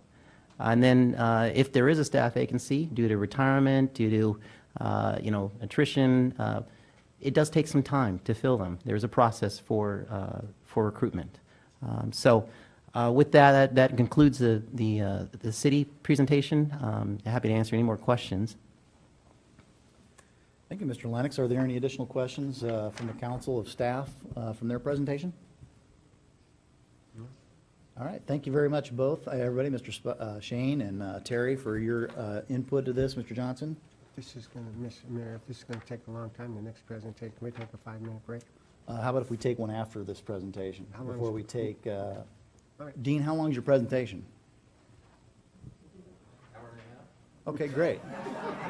Let's go ahead and, He's probably kidding. He's kidding. let's go ahead and proceed with the Valley-wide. And Mr. Mayor? Do you want a 5-minute break, or? what's the pleasure of the council? 5 minutes, good. No, it's not up to them, it's up to us. Recess for 5 minutes. Shop, and I believe we have before us Mr. Dean Wetter, the General Manager of Valley-Wide Recreation and Park District. Take it away, sir. Thank you, Honorable Mayor and Council, city staff, Valley-wide staff, and of course residents. I am Dean Wetter, the General Manager for Valley-wide Recreation and Park District. And before I begin, I would like to introduce members of our Board of Directors who are here present today. Frank Gorman, our Vice President. He might be some facilities. Time earlier. Steve Simpson, the Secretary Director. Steve. John Bragg, Director John Bragg. Welcome. And Director Rose Salgado. Oh, she's way in the back. Very appreciate their attendance tonight. And also, I would like to introduce some other members of our team who are also here in case there's questions pertaining to their area of expertise. I'll start with Jake Volbrake with Best and Krieger, our legal firm. Hey, Jake. Harvey Schroeder with White Nelson Deal Evans LLP, our auditor firm, and I see him standing out back. Greg Garanzi, NBS, they're our government finance assessment engineering firm. There he is. Carlos Adami from Adami Landscape. James Potter with Land Development Consulting, and he's out in the back. And I would be remiss if I did not mention what a great Valley-wide staff who's present, and also my wife, Michelle. Very much appreciated.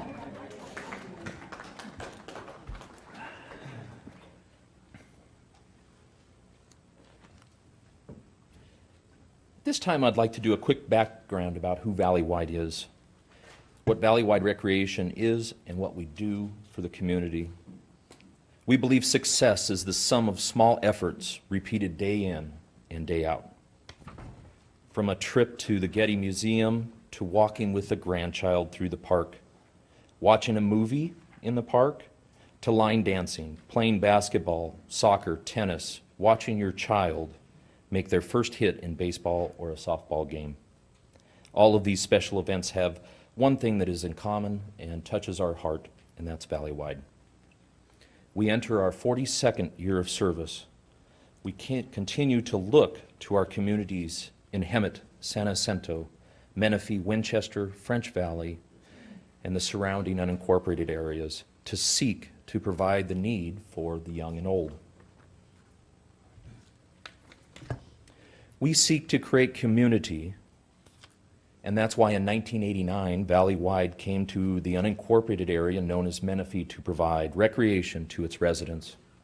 As a special district in the state of California, Valley-wide was asked to extend its service area and begin to develop what you know as La Paloma Park and Wheatfield Park. Today, Valley-wide operates 18 parks, 3 community centers, and over 25 miles of beautifully landscaped streetscapes along the roadways. And this year marks our 25th year in service to Menifee. And as you can tell, we are very proud of our history. I want to recognize the dedication and time the City Council has put in to make the right decision for its citizens in this matter. We understand how important it is to explore your options, and it's our pleasure to be here to provide you with an overview of what we believe to be a good fit for parks on the west side of the freeway.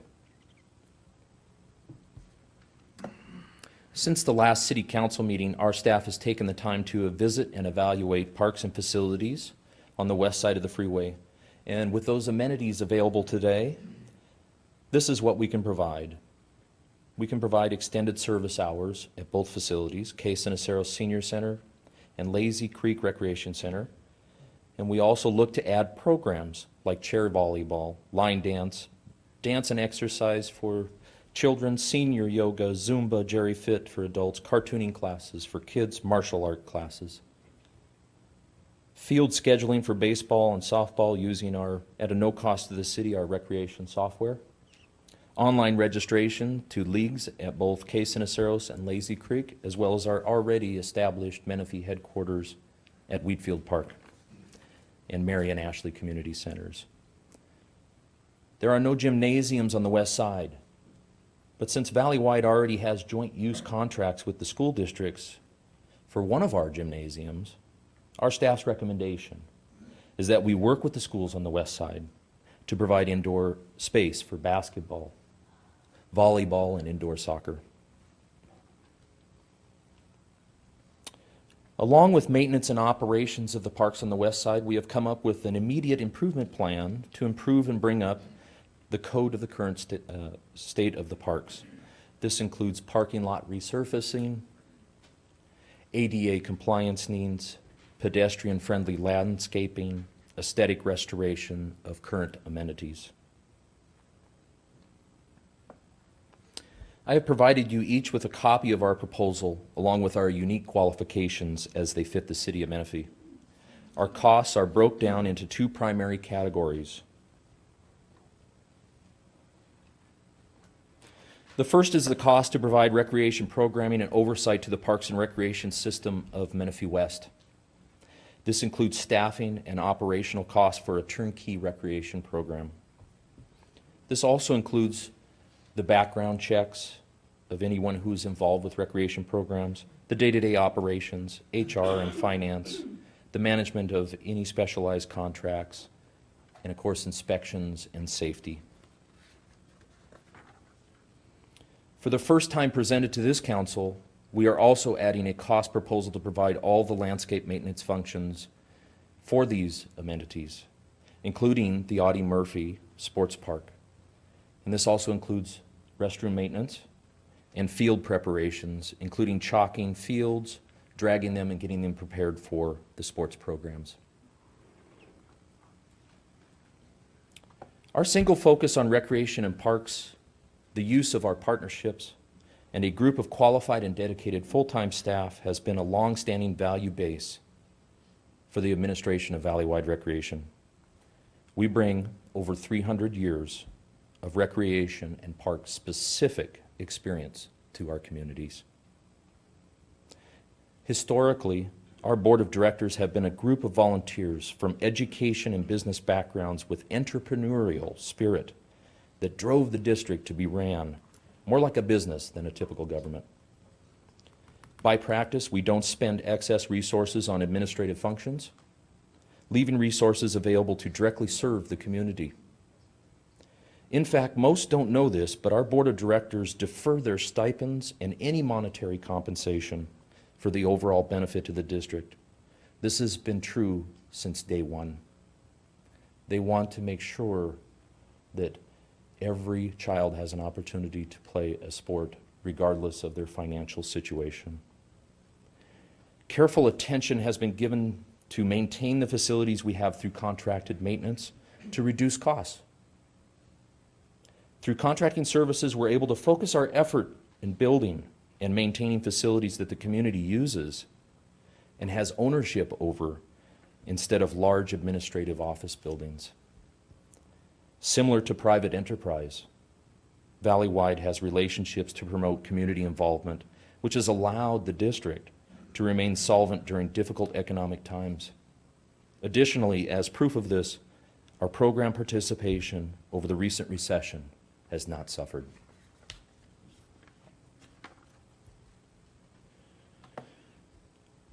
In the city of Menifee's municipal service review back in 2009, the city expressed the desire to explore the opportunity to have Valleywide annex, meaning that the west side would become with Valleywide Recreation. And I believe that this was because, like today, the residents in Menifee want to have an equal level of service regardless of which side of the freeway they live on. Local control means residents guide and determine the need. Valleywide was founded on that system and continues to believe so strongly in it today. I want to point to the slide here where we talk about the hierarchy of the organizations of which we're proposing. Residents, of course, the guiding factor of community, this council body, the city staff, and then valley-wide working under contract of the city staff to provide programs and park services.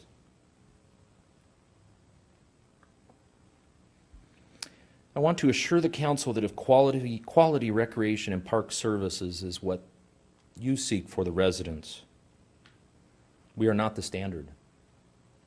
We are known for setting the standard, and we are unmatched in performance. You've heard our testimony. You still own the facilities. You still control. And you benefit from our unique ability to deliver low-cost, excellent programs. Maximize service for the residents at the lowest cost possible. We, of course, take a smooth transition and a quick transition because of the timing matters that the council is facing very seriously. We believe that there is a way, as discussed earlier, to bring on the critical staff that knows the operations inside and out of the facilities to the west side onto the valley-wide team to ensure that the transfer happens seamlessly to every resident in Menifee. We want to provide you with great service, with no road bumps, working with your staff and various committees. Menifee will shine under this proposal.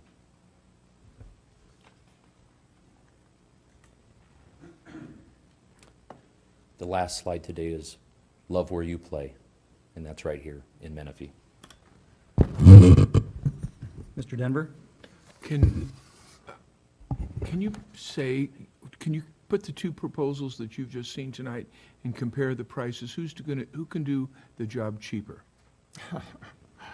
Valley-wide, By how much? I would suggest at least half. Half. Our proposal includes doing contract maintenance of the parks. If we wanted to, the whole big discussion having to do with controlling the things going on in the fields and having distance between our staff and your people in the field, are you prepared to be under supervision and control, have direct involvement with our staff if they get down into the dirt with you? I mean, that's not a problem? No, in fact, that's the professional thing to do when we have partnerships. And we have those partnerships with other cities of which we serve, and those systems of communication work very well. In terms of being transparent, at least on the west side, would you be literally transparent, having to do with dollars in, dollars out on a monthly basis? The answer to that question is how we perform this is through a 15-digit accounting system where we're able to track dollars to every single cost code, and we do that across the board. And part of the reason why there's such an elaborate 15-digit accounting system structure, and Terry probably can comment to this as well, is that when you're dealing with special revenues and projects such as interagency contracts like this, you want to ensure that that transparency is there, that all of the accounting is tracked to the correct cost codes. What's the negative number, if any, between the monies you collect on that side of the freeway and the amount of money that the city has to come up with? Is there any negative money out of our budget at all? Trying to, that's, What? we probably should work together to come up with an answer for that. As I understand it, that the cost for the program, that the CSAs are generating revenues. If that $1.2 million is available, then we're looking at our figure there, which would leave a balance. Did I hear you say that there's like $500,000 that we would have control of if you took over the parks on the west side? Then correct me.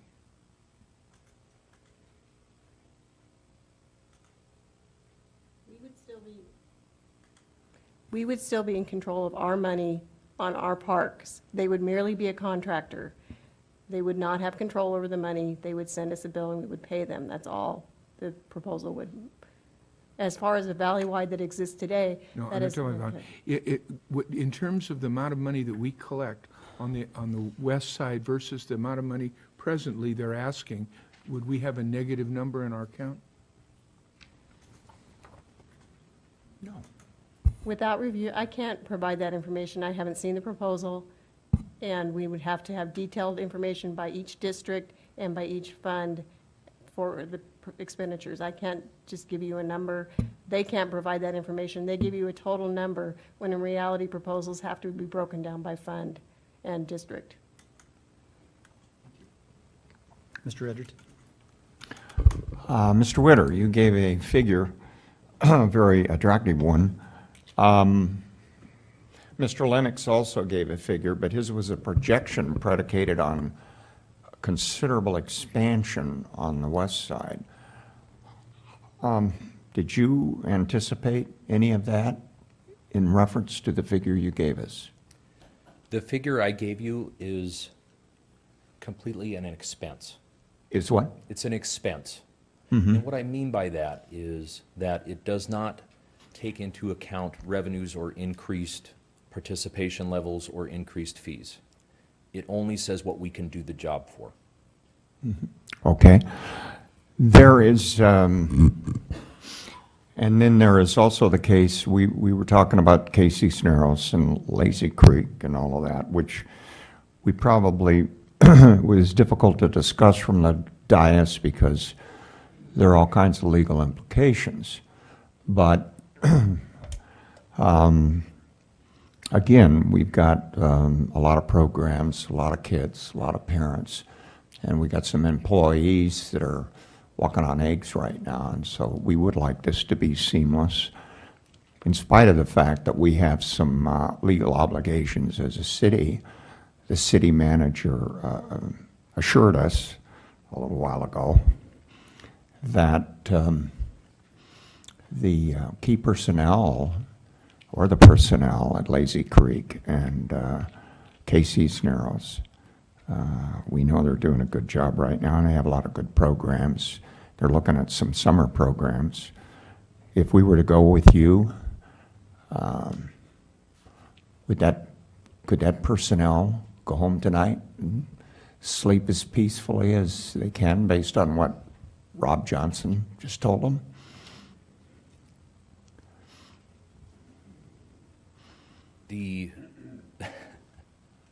For some reason, I lost the train of thought on what your question was, and my apologies for that. What I probably should deliver is that there is a critical timing. There's critical staff, and there's a critical timing mechanism that's built into the schedule that we're talking about for July 1st.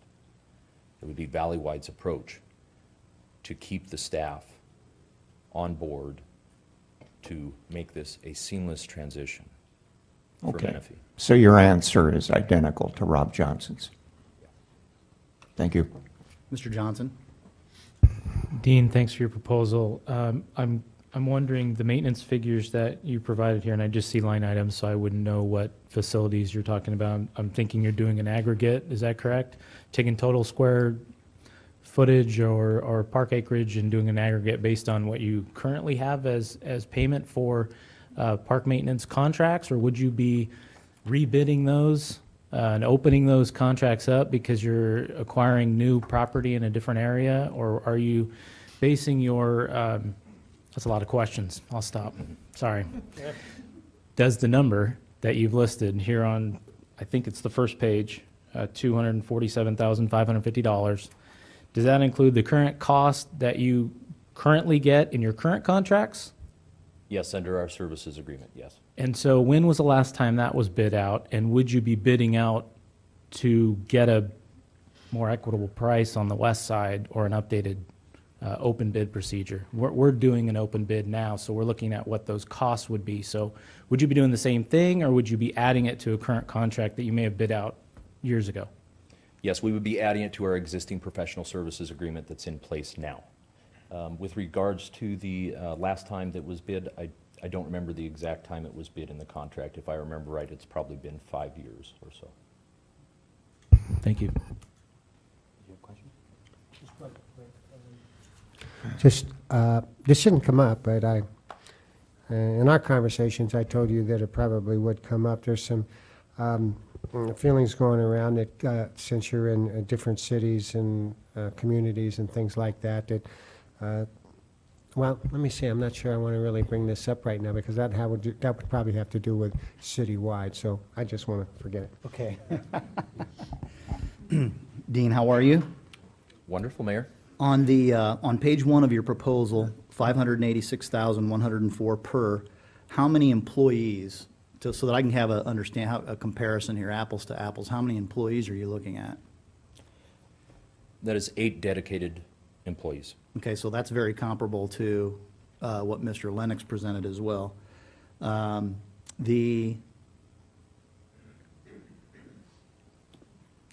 should clarify that that does include part-time staff, that figure. So 8 total. So how persons. many full-time equivalents then? Because in public agencies, we deal with full-time equivalents in budgeting and staffing and RFPs and hiring, et cetera, et cetera. Mr. Lennox's That worked out to proposal three. had, Yeah, Mr. Lennox's proposal had a total of 12. 3 of them are already on board the staff here at the city, Right. already budgeted for, already at City Hall. His proposal added 9, 7 full-time and 2 part-time. So in that regard, it's comparable, wouldn't you say? I would say that it's, yes, close to comparable.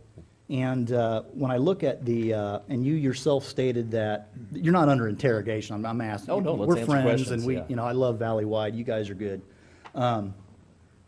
The question I want to ask you, though, is kind of similar to the one that had already been asked in terms of the vision of the city that we've already given direction of staff to in terms of a policy decision, which is to take a citywide approach to parks and recreation and trails.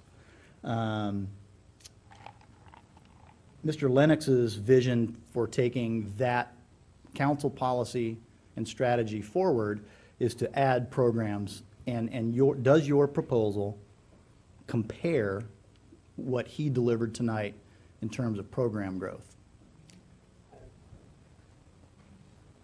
The presentation, though it was relatively short, the presentation, the spirit of the presentation does absolutely that. That's what we do as we grow programs. It must be noted that, I mean, when we're talking, I mean, here's just me looking at the numbers. Last year, the county delivered the service at 518,000. The city's proposal for 14-15 is 678,000. Your proposal is 586,000. We're dealing with $90,000 difference between what the city staff wants to do and what you can propose to do. When we talk about the percentage of the impact on the general fund, and I know the deputy mayor is always, and as is I, we all are, encroachment on the general fund for delivery of any service.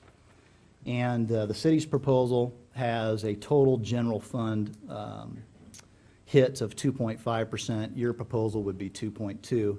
The encroachment to the general fund is 1.6 in your proposal and 1.7 in ours.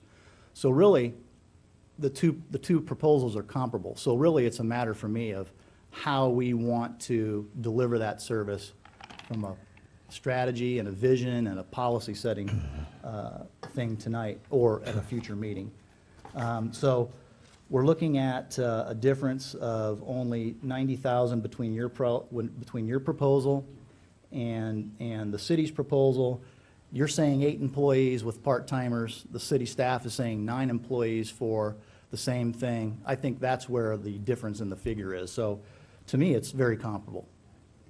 If I can make one point of clarification, and perhaps city staff can help me with this.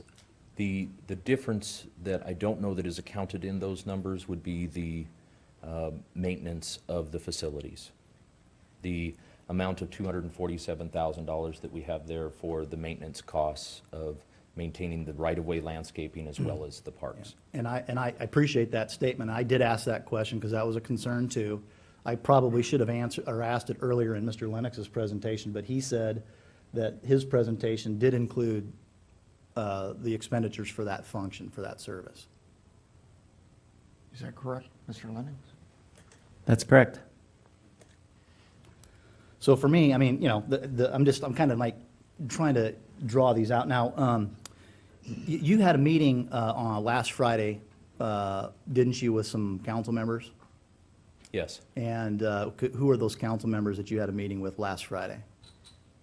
Deputy Mayor Edgerton and Greg August. And so who else was present, and that was held at whose house? What was the location I of that think you're meeting? going to ask the Is council this members. an interrogation, No, I'm Mr. asking, Mayor? I'm trying to get to a point. I'm just trying to find out who else did you bring with you from Valley-wide to that meeting? In attendance at that meeting was President Larry Minor and Vice President Frank Gorman. Okay, And thank you. myself. And was there any other people there at that meeting? Gloria Sanchez was there. Okay, thank you, Greg. So, the purpose of me mentioning that, I think it's And a very important- nice hostess. Yeah, oh, I know, absolutely. Mrs. Edgerton is an exceptional hostess. The purpose of me mentioning that is I think it's important for all of us to understand that that meeting occurred. And I'm a little bit, I mean, that's great, that's not a problem. I think the meeting is fine, but I'm a little troubled, though, by the fact that our city staff, the people that you would be working with the most on a potential contract or a bid or some MOU, didn't have the benefit of this information before you presented tonight, but it seems like a couple council members did. And so. Excuse me, No, Mr. no, Mayor, no, point of order, that is no, not I'm correct. not going to grant you a point of order. I'm going to finish my question. Continue your interrogation. It's not an interrogation, Dean.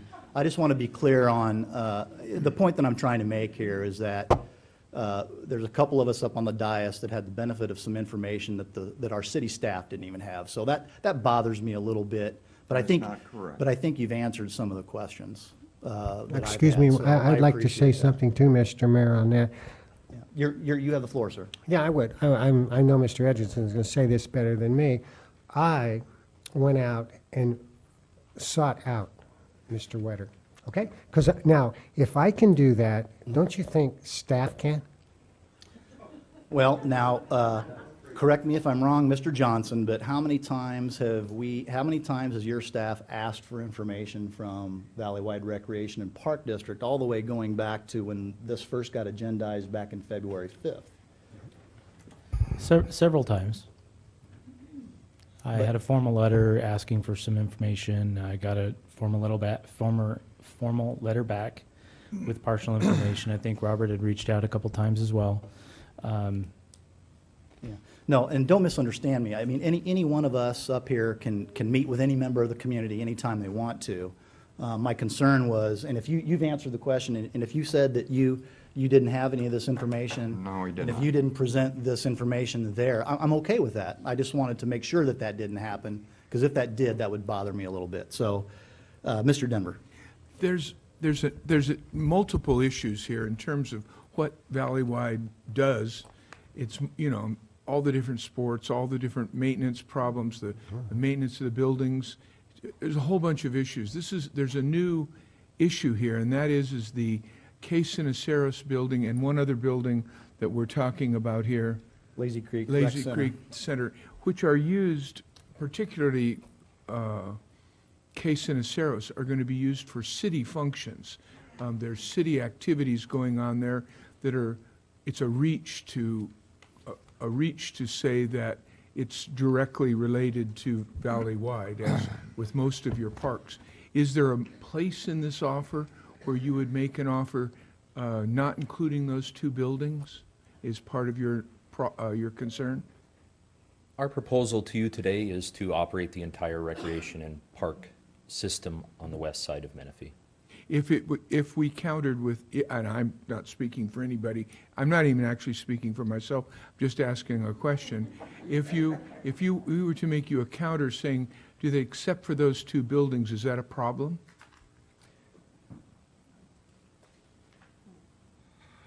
We would want to consider all options to provide a partnership to the city of Menifee Is and that to a the yes or a community. no? It's not a problem. That would be something that would be taken as a policy decision. You could do Our that. board. You could do that, it just changes your numbers and. Oh, most certainly. So I think what you just And- asked him could Valley-wide entertain a hybrid situation, a hybrid relationship, theoretically, whether it's you or somebody else, wherein the city, Not him, wherein the city staffed and manned the Case Anacero Center and Lazy Creek, and then you handled the rest. Yes, I did, I was unaware that that was the recommended approach for us to come back to, but I understand the No, question is that, it's would not. this be It's considered? not. It's something Yeah. that just came up. Of course we would consider it, yeah, yeah. And question? also if, Question for you. I understand the mayor's question, and he's basically saying the budgets and the costs the costs would pretty much be the same between Valleywood and the city, but I'd really like to look at those numbers a little bit better. But my question to you and to the council is, we are down the road, whoever we decide to do this, I think we agreed that we're going to decide who city run is going to be, citywide or Valleywide or something like that, or some other contractor. But I think one of the advantages, I'm just suggesting, I'm not suggesting I'm choosing Valleywide, but one of the advantages would be if we went with Valleywide is they would have control over all the workers. They would have the packages, the workman's comp, the liability vacation. They wouldn't have personnel issues like we would, and therefore, if we decided to go in a different direction down the road, they would have the problems of doing that. The city would not have to deal with letting people go or anything like that, depending on what we decided. Could you address that for a second?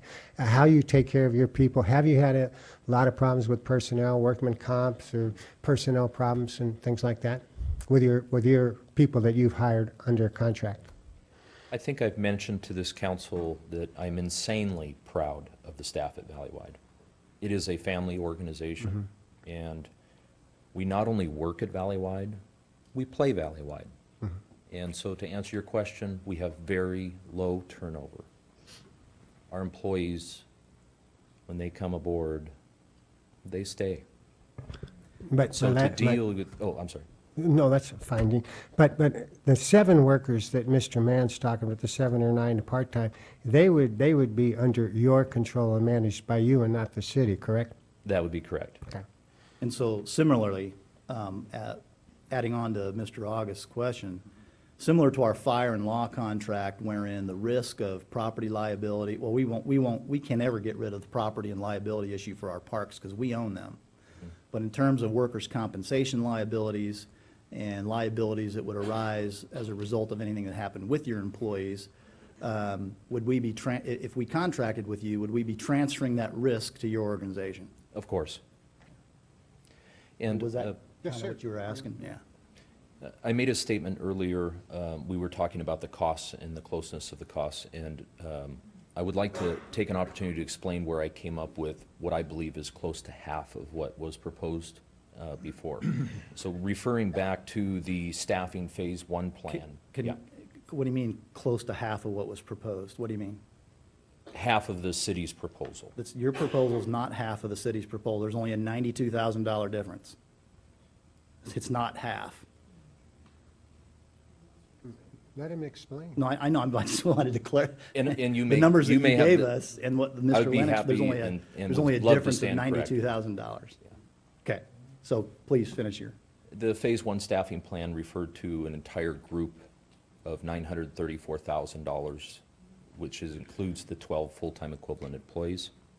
If we were to add on what our projected cost for landscape maintenance is, which is $247,550 for those routine maintenance, just in rough numbers, I came up to 1.18 million. And so that's where our proposal in justifying my statement that we were at roughly just under 600,000. Yeah, but you're not comparing, I'm sorry to be, So- I'm not being combative, I'm just trying to compare apples to apples. Excuse me? I just wanted to explain where I No, came up with that, and I'm I'll just stand trying to corrected. make sure that the audience doesn't engage in the council discussion, because we're going to have public comment here shortly. You have to take, when we compare apples to your proposal and what Mr. Lennox has proposed, you have to remember that there's already 3 city staff members on board on his proposal that are already fully funded and budgeted and are here. So you take that out, when you compare what you can deliver and what Mr. Lennox has proposed, it's only a $92,000 difference. Excuse me, that, Quick, If those three we're paying for, that sounds like fuzzy math to me. Well, you approved it, Mr. Deputy Mayor. We all approved it unanimously by a 5-0 vote. When did we approve that, Mr. Mayor? When did we, Into Mr. those new, Johnson? into those new positions? We had, well, it's a matter of, the two of the three positions are already on the staff. They were already in the previous budget. The only new one was Mr. Lennox's position. Mr. Lennox, but if you elevate those positions to those positions, would you not have to replace where they are right now with somebody else? Not my understanding from the proposal. Ask Ron, ask Rob. Well, wouldn't you, I don't want to mention any names, but if you elevate them to another position, who's going to do the work that they presently and currently do? I don't know what you mean by elevate to another position. I'm talking about the two positions, the people that already work for the city. You've Correct. They elevated were already reclassified Mhm. at mid-year of this current fiscal year. So the three folks that are on staff are in the budget, fully budgeted, fully paid for. Those people have already been hired into those positions? Alan Yoon Mhm. is your senior administrative analyst, At the salary that was reported in? there? correct? Margarita Cornejo Yeah. is your management analyst, Mhm. and Robert Lennox is your community services director. So that's all I wanted to clarify, Dean, was the fact that when we compare apples to apples, I just want to make sure that the audience and the council and everybody's aware of that already. Thank you. Thank you. So I interrupted you, and you were getting ready to share something else. Excuse me, did you answer the question I asked you, though? Are you saying they're working in a position now that they were working in those positions all the time, since they've been with the city? Since mid-year, January of 2014, they were reclassified into those positions, and no, their other positions were not backfilled. So, well, are they? They took on new responsibilities. Yeah, but do you plan on backfilling those positions? No, they're gone. It's the same position that was moved to another So position they're doing the same work now that they did before, but for more money? with added There is no added responsibilities. responsibility yet. We haven't decided that yet. Well, sir, I presented that at mid-year, and there were added responsibilities, and I'll be happy to bring that back up. So, The, Where we at? if I could, I have a note here because it was asked by the deputy mayor at a previous council meeting that I talk about the $1 million, or it was a rough number that was presented very early on. As part of the LMDs, it's important to have the pleasure of understanding that it is a special revenue. It's a revenue that's generated by the people for very specific enhancements in their areas as well as a regional area. So these are treated as special revenues. And the estimates that are used to develop an engineer's report and the actual expenditures, there may be a difference. That difference stays within that fund. Now, there are administrative functions for administering those LMDs, and there's also a reserve set aside for long-term capital replacement. But those funds stay with Menifee. There's a nexus to everything that's done for Menifee out of those revenues, and that's what we call a special revenue. I know it's a very complicated matter, but I hope that that clarifies any question about the revenues from the LMDs for Valley-wide, that they Mr. are Dem- used for the benefit of Menifee in those specific zones. So what I heard you say is that if you raise the fees of the baseball players $1 a game, that money would come to Menifee and lower the costs of the service that you provide?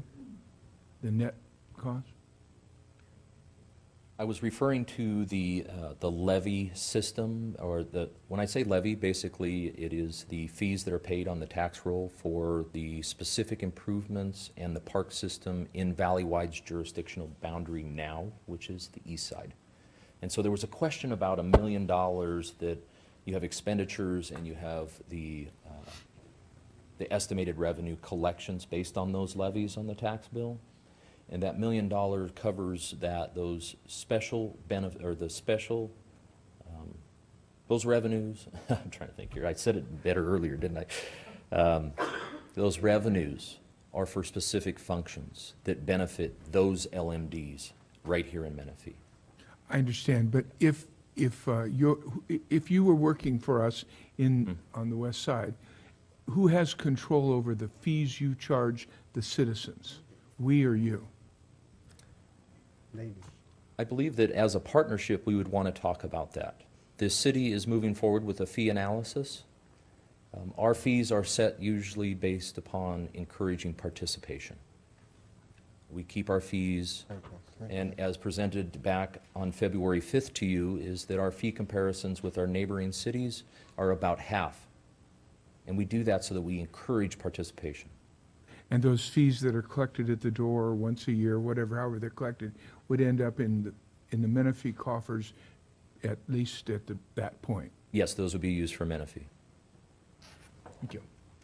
I know, just as everybody was presenting their facts and figures, this is not germane necessarily to the discussion tonight, because my point's on the east side, but on the city of Menifee's levy enrollment sheet, the Heritage Lake area has the highest levy per parcel at $500.84 for 2,236 parcels, and on the east side, I mean, it ranges from $26 on up to 390, et cetera, et cetera. So whatever happens down the road and whatever timing and shape that takes, certainly that's what you're doing, part of your analysis of our CSAs, LMDs, et cetera, because we have some homes, we have some streets, we have whole neighborhoods that were supposed to be part of CSAs that aren't currently assessed. And so that's one of the things the outcomes of our consulting arrangement. So I, for one, very much appreciate your presentation. It was good for us to hear what you can do and reinforce the things that Valleywide has been able to do year in and year out. And are there any additional questions from council? I wanted to just mention to you that I said I wasn't going to talk about the citywide, the city-run experience that we'll be determining later. It seems to me part of the problem is going to be that since if we build up a city department, it's certainly going to be harder for them to make a presentation in the future. That's one of my concerns. But you just mentioned the levies. The contract that they're going to be working on doesn't have anything to do with those levies. They're not going to be assessing anybody. Oh, yeah, I absolutely agree. All right. And that wasn't what I was trying to make a point about, and if it came out that way, I apologize. All right. Mr. Edgerton? No, I'd just like to thank Valleywide for that presentation, and also appreciate the fact that you already pull a lot of people from the west side into your programs as we sit here tonight. That's been going on for some time. And I sure hope after some probing that some people at Lazy Creek and KC Narrows feel better tonight. Thank you, sir. Thank you, Dean. Thank you. Hearing no other questions, I think we're ready to take some public comment at this time. Yes, Your Honor. Matthew Duarte. And thank you, audience, for being patient with this workshop. The fact that you're still here, even in the foyer, it's very important to the community. It's important to you, and we need to have all this information before any of us makes a decision. Ed, good evening. Yes, my name is Matthew Duarte, and I'm a local attorney and a longtime Menifee resident and father of two. First of all, I want to thank Mr. Mayor, the council, Mr. Johnson, and his staff for putting this workshop together. I think, and Mr. Wetter as well for taking the time to come down here. I know this has kind of been a little bit of a hot button issue in our community lately, and certainly much more than I expected to be anyway, but I think this type of informational session has been very useful and exactly what the public had been asking for, and I hope it was useful for you as well. I just wanted to say I think this is a big moment for our city. Not only is this a significant financial decision, it's also one that comes with a lot of emotions attached to it. And I think that's a good thing because parks aren't just the face of our city, they're the heart. The parks are a meeting place where relationships are formed, where memories are made, where communities are built. And I truly believe that, and that's why I'm here tonight and why I'm passionate about it. Now, I know several of you played significant roles in the city's successes over the last 6 years, and I think one of the things that contributed to that success was the fact that you all consistently took very deliberate and measured action in growing our city in a responsible way. And that same type of measured response is what's appropriate here. And now I understand and appreciate that the formation of a community services department has a lot of benefits, and I'm not disagreeing with you on that point.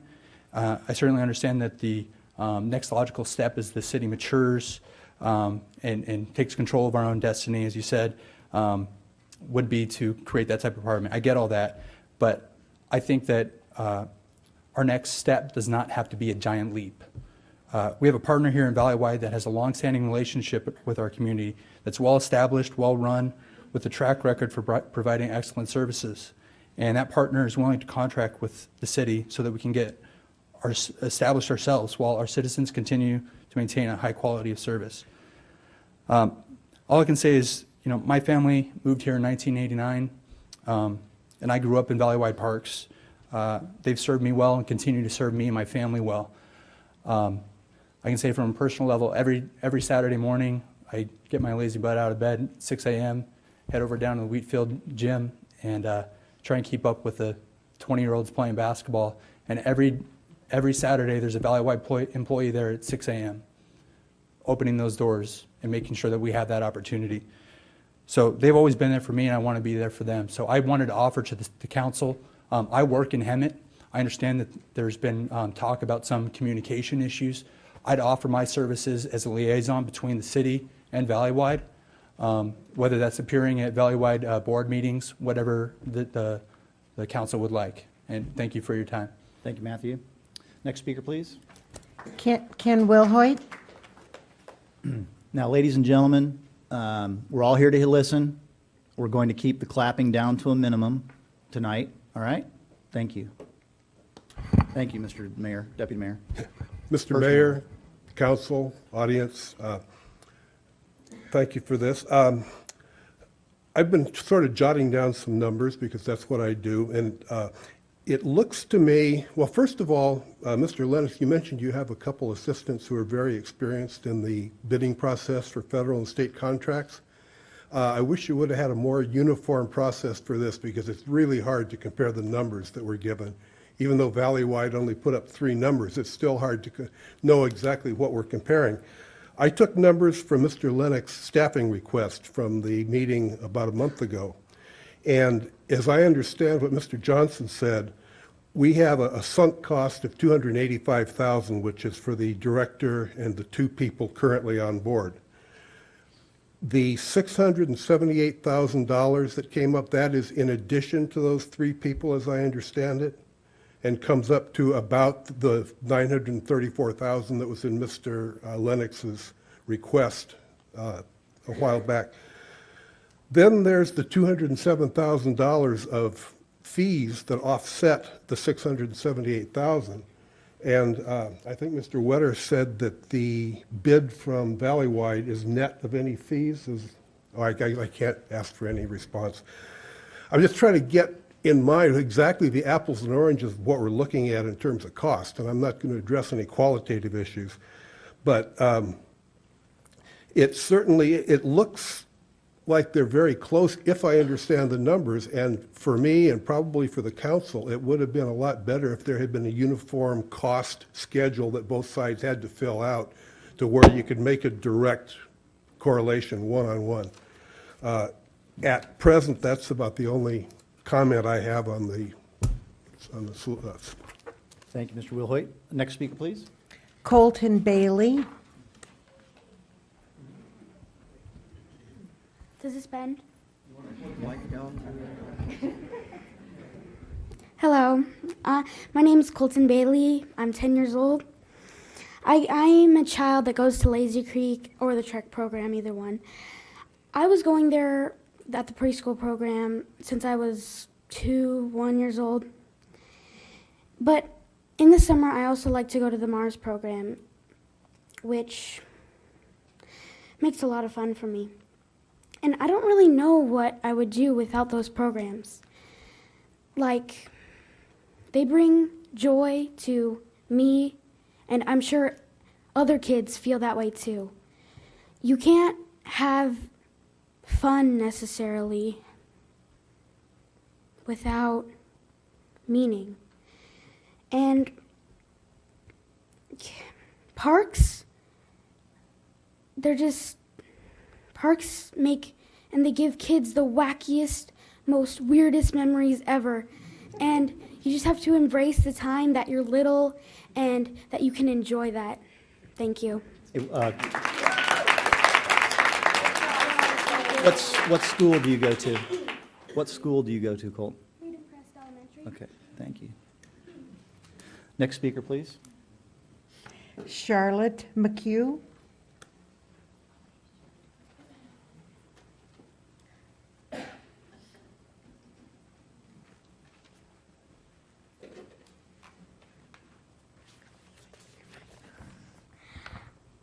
Hi, my name is Charlotte McHugh, and I am a 9 years old. I am also one of the children that goes to the Lazy Creek After School program. The program is a fun zone to do crafts, play games, and meet new friends. Miss Sharon, Miss Alice, Miss Jackie, and Mikey are the staff at the program. They are not just staff, but friends. So please keep the staff that we have.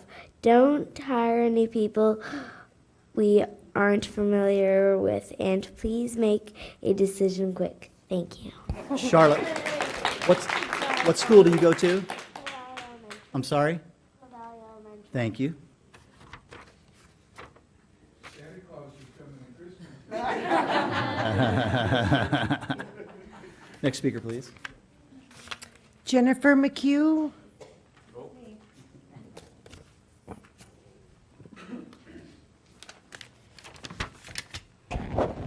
Good evening, Councilman. My name is Jennifer McHugh. I think it takes a lot for two kids to get up here and stand before a room of adults to speak on behalf of programs that they really love. But try not to cry. Excuse me. I'm a mother of two. I've lived here in Menifee. I moved here from Torrance in 2006 with my husband. My two children attend the Lazy Creek programs. My daughter Charlotte, that you just met, who's 9 years old, she attends the after-school program, and it has been such a blessing on her life.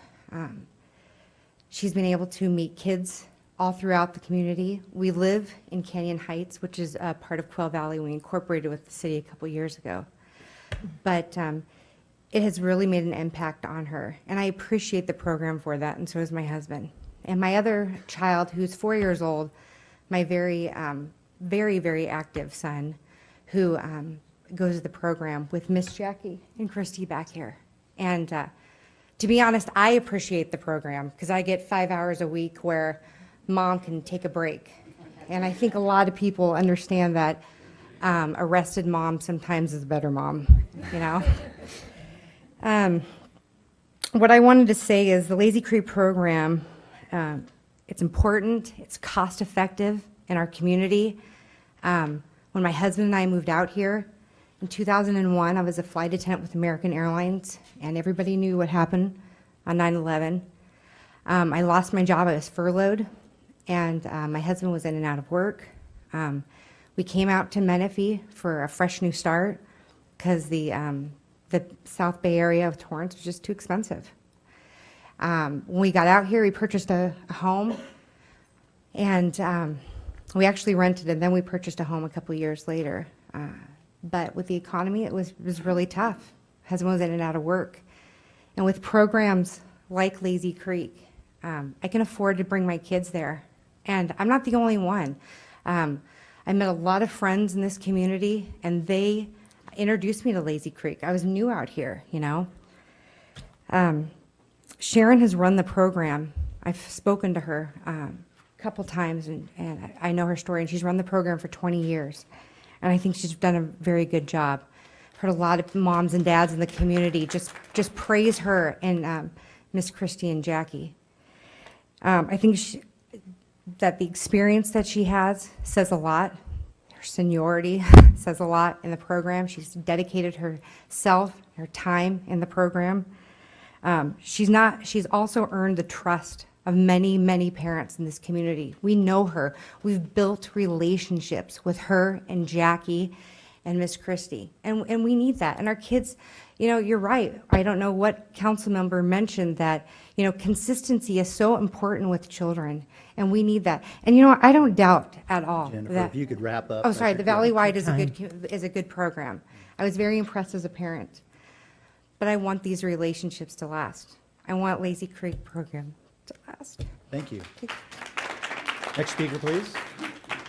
Jackie Gomez.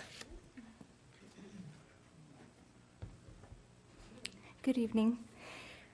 My name is Jackie Gomez, and I am currently employed at Lazy Creek Recreation Center for the last 5 years as an independent contractor to teach preschool and wee folks. Lazy Creek Recreation Center offers a variety of activities that are very important to this growing community. As a parent, my children have had the opportunity, to join programs that are offered at Lazy Creek Recreation Center such as Wee Folks, Preschool, After School, and Mars. These programs have been very beneficial to our family due to reasonable costs, and the option to choose from the programs that are offered that fit our busy daily schedules. Making a decision today on who will be taking over is very important due to the fact that the school is almost out for summer, and parents like to plan ahead on activities that their children will be enjoying in our community. Parents depend on our programs.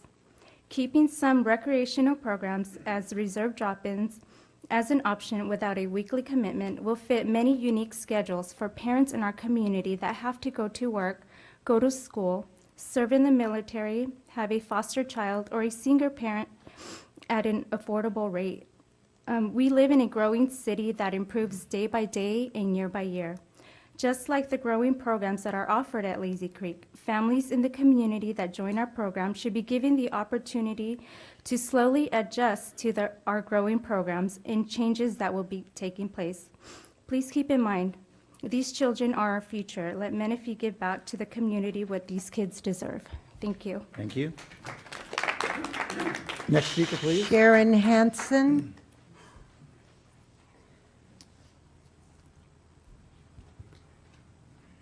Good evening, and thank you, Robert and Dean, for the presentation. Need my glasses.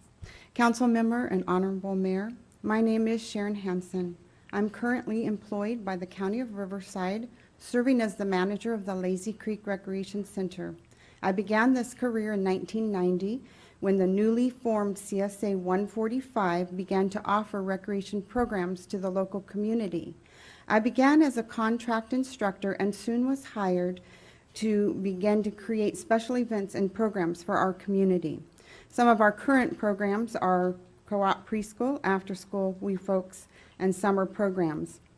Mayor Mann and council members, I'm here to gain your favor tonight. I'm not here for favor of my own personal preferences of whether you choose the city or Valley-wide. But I'm here to gain your listening ear of my concerns for the west side of the recreation programs and the participants that benefit from them. These are solid, well-established programs that take place at the Quay Ceniceros and the Lazy Creek Center. In my 24 years as a public servant, I have witnessed firsthand, both personally and professionally, 2, not 1, well-oiled organizations. These organizations, Valley-wide and the County of Riverside, have built solid foundations of recreation programs for the residents here. They have provided services with a great passion and dedication for the community and the people of all ages and all interests. But the time has come now where a decision has to be made of what direction you would like to pursue. Beginning tomorrow, which is May 1st, there is only 31 working days to have summer programs in place before school dismisses on June 12th. I have completed programs planned for this summer, but have not been able to move forward due to the fate that is not known for Lazy Creek. One program, such as our preschool program, actually has been advertised and slated for registration to take place on May 14th. If these programs are not going to be offered or offered in a different way or different programs, the public deserves to know this so they can have ample time to make plans. I know the council still has many unanswered questions concerning the direction that you would like the city to pursue. I invite you to visit our centers and look what is offered. Talk to the participants, talk to the staff, and look at the heartbeat of what happens in Menifee at these centers. 3 minutes does not allow me any time to do these programs justice. What was supposed to be a smooth transition has become a dramatic disruption to the residents of Menifee. Program participants are filled with anxiety. Sharon, that's your time. Okay. Deputy Mayor? Yes. The woman who just came to the mic, as I understand it, is a full-time employee with the EDA, and that's, I think, what some of us want to know, what she's asking.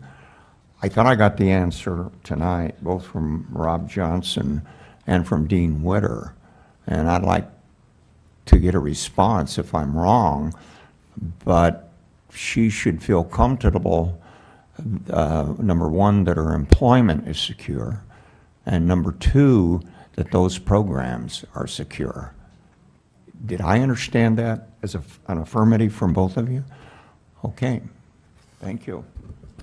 Next speaker, please. Scarlett Buzek? Did you have a question? Greg? Just tell him for case in Mayor Mann and City Council, thank you for having us here today. My name is Scarlett Buzak. I have made Menifee my home since 1994. I've worked for the County of Riverside for the past 8 years, planning and running programs and events. One program that is dear to my heart is the Mars Summer Camp. I have been on the team that works to put the special program together. This involves several months of preparation to ensure the quality standard that the program continually offers. The summer staff that we hire must possess strong leadership skills as they are mentors to our children that we serve. This program is not a free-for-all playtime. Rather, it is a well-planned-out recreation program. This program provides a supervised environment that promotes teamwork, character, community, and education. This program not only offers fun summer program for all elementary age youth, but an opportunity for our high school students to volunteer and earn community service credits. Hiring of staff would need to take place immediately, as a long and lengthy process to obtain all the needed background checks before the beginning date to hire along with time to train and plan for a program. We have a well-seasoned team of former camp leaders that would like the opportunity to work this summer. Opportunity to work this summer. Programs again this year, and are waiting for our direction to begin the process. By bringing these staff members back, it would save the time in the training process. I urge the city councils to make every possible effort to move forward in establishing a recreation department for the city of Menifee to ensure the quality and affordable programs be available to the Menifee residents. Thank you for your time. Thank you. Next speaker, please. Ann Pica?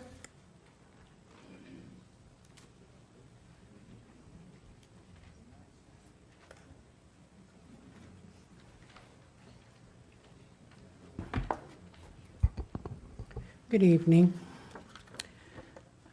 I'm here tonight to speak against the city manager's plan to implement a citywide parks and recreation program for the city of Menifee.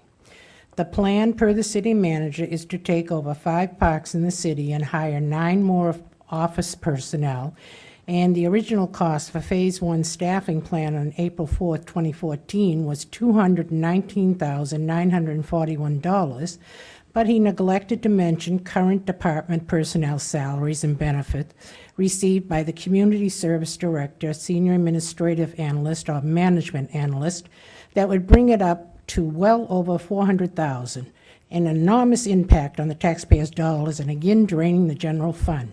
I see no actual dollar costs in this Phase 1 presented by the city manager that include overtime, emergency repairs, event staffing, field trips, tools and safety equipment, uniforms, miscellaneous supplies, fertilizers and chemicals, or landscaping equipment. Add these costs to the $400,000 Phase 1 staffing plan, and the cost will triple to implement this plan. This is definitely not the way the taxpayers want this city to go. We don't want to appease an inexperienced city manager who is trying to build up his own personal regime in City Hall. This is best left to the professionals like Valleywide, who can be ready to roll on July 1st, 2014. All the council has to do is extend a contract to cover the 5 parks that the city manager canceled back in March with Riverside County. This will put the parks in the city of Menifee under one umbrella, and the city council should not rush into making any decisions at this time. The city council needs time to make up its mind if they want citywide or remain with Valleywide.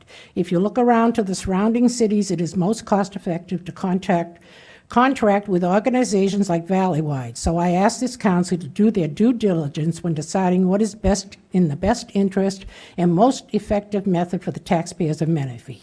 Valleywide has maintained the parks and recreation centers in excellent conditions for many years. Mothers and fathers have stood before this city council praising the activities that Valleywide has offered and presented to this community for many years. Remember, if it ain't broke, don't fix it. Thank you.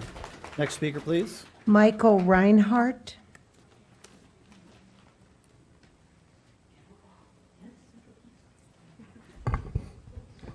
Thank you. Honorable Mayor, members of the council, and staff.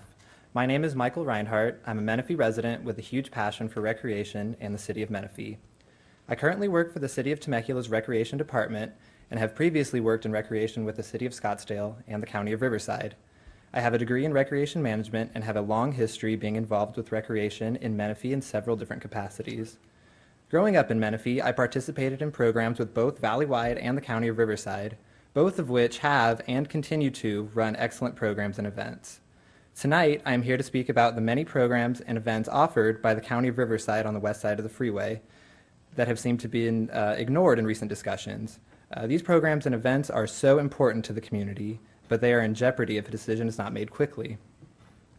One county program that is extremely important to me is the Mars Summer Camp. I have been involved with this program for the past 6 years, and over the years I have seen this program develop and succeed, and I continue to watch it grow every summer.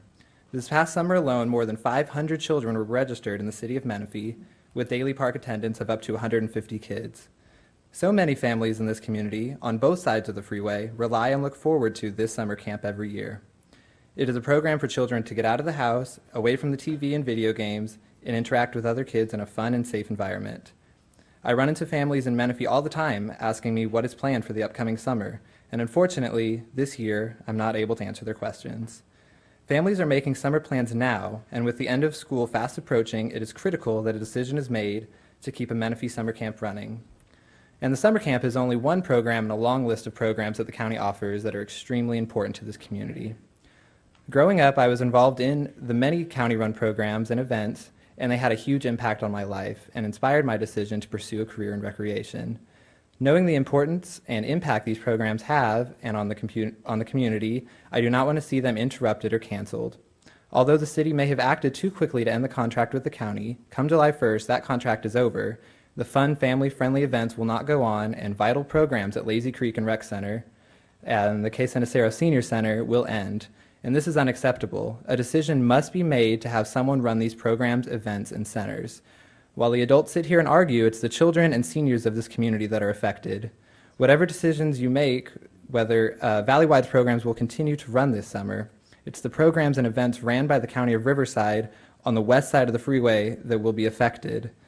I urge City Council to make a decision as soon as possible to keep these community events and programs running on the west side of the freeway. I have great confidence that the City of Menifee, with the proposed staffing plan, can put together a great team to keep programs and events running on the west side of the freeway. I support the city I live in, the city I grew up in, the city I love. I support the City of Menifee. Thank you. Thank you. Next speaker. Jackie Franks.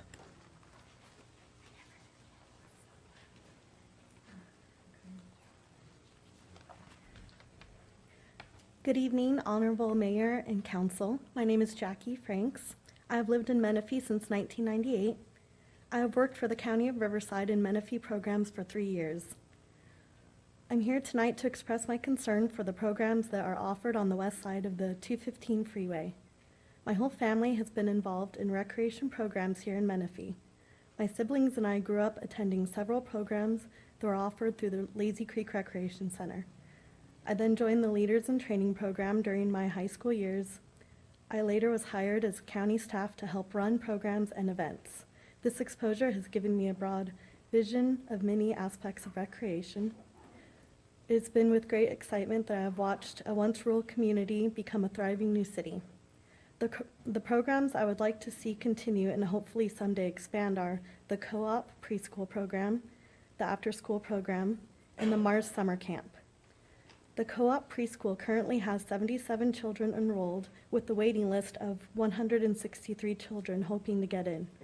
I would love to see this program duplicated to other Menifee sites so more children could enjoy the benefits of such a great program.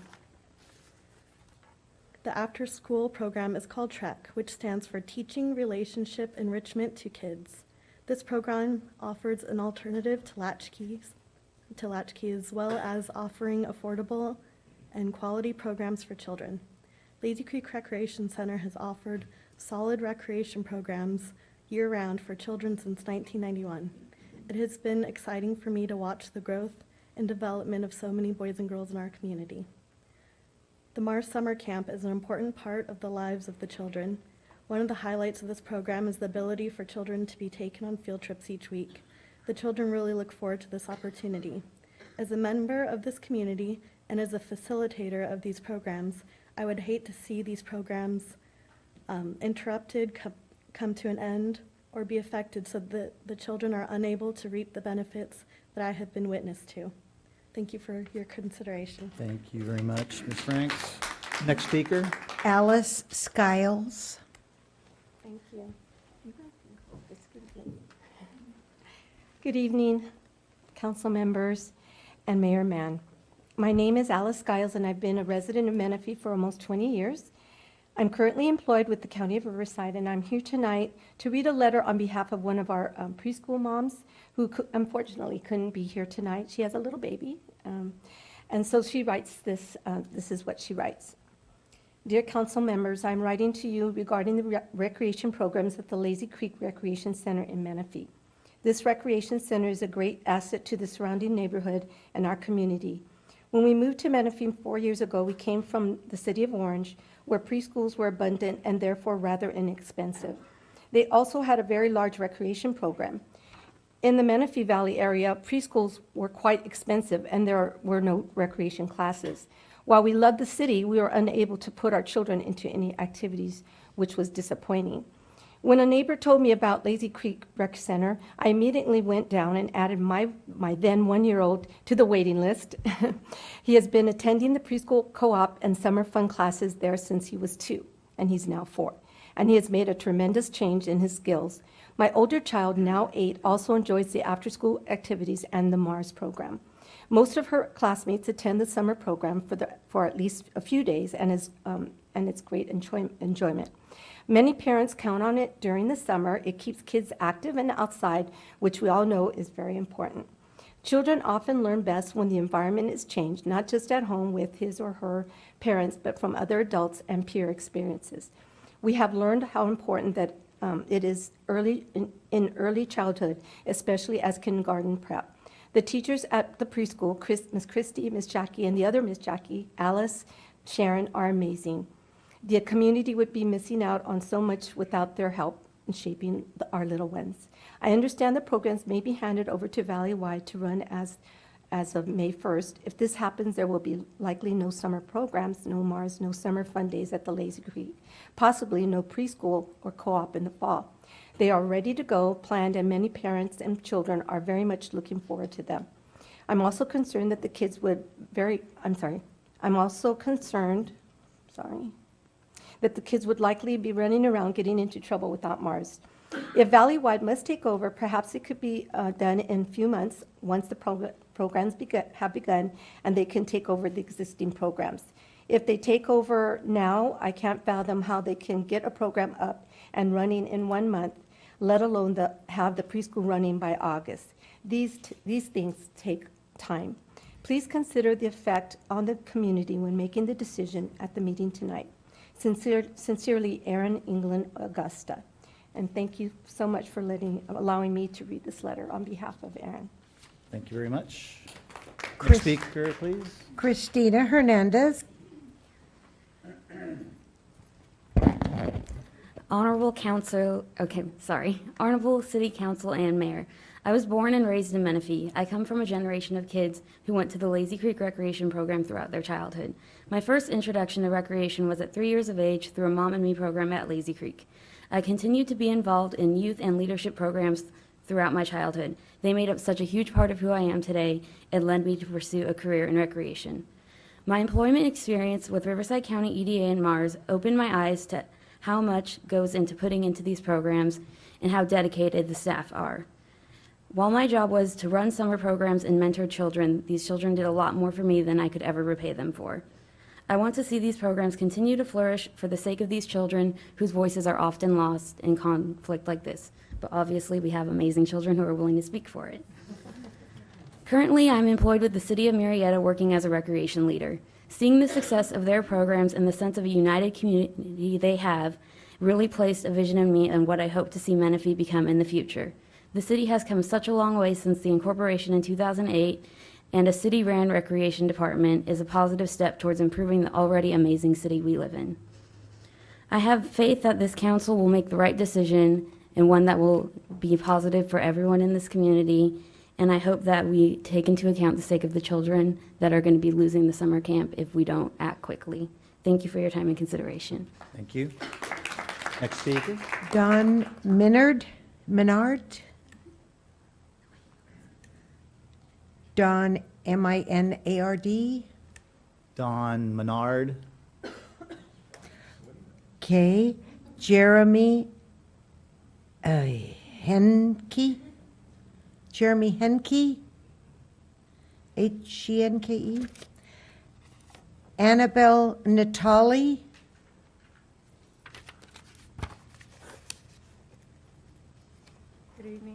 Good evening.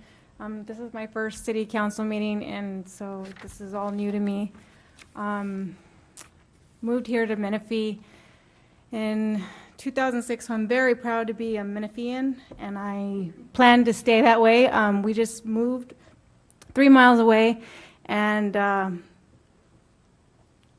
where my kids go to school, we were happy that I didn't have to change them.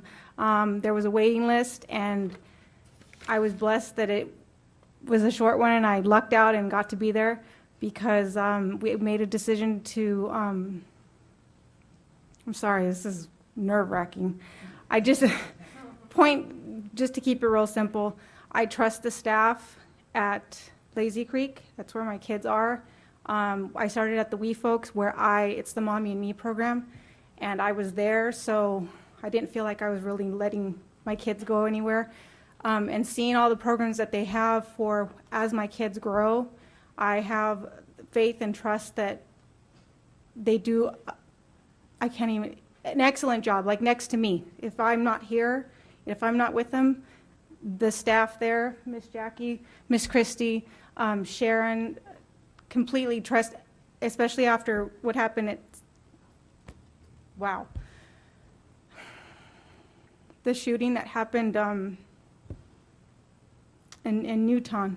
That was the day before my daughter's 5th birthday, and the way that the staff handled that, the security, I just, I feel like it's a safe place for my kids to go, and want to see it continue, and I'd be sad if, you know, I'd have to tell my children that they couldn't go there anymore because I don't even know how to explain what's happening here.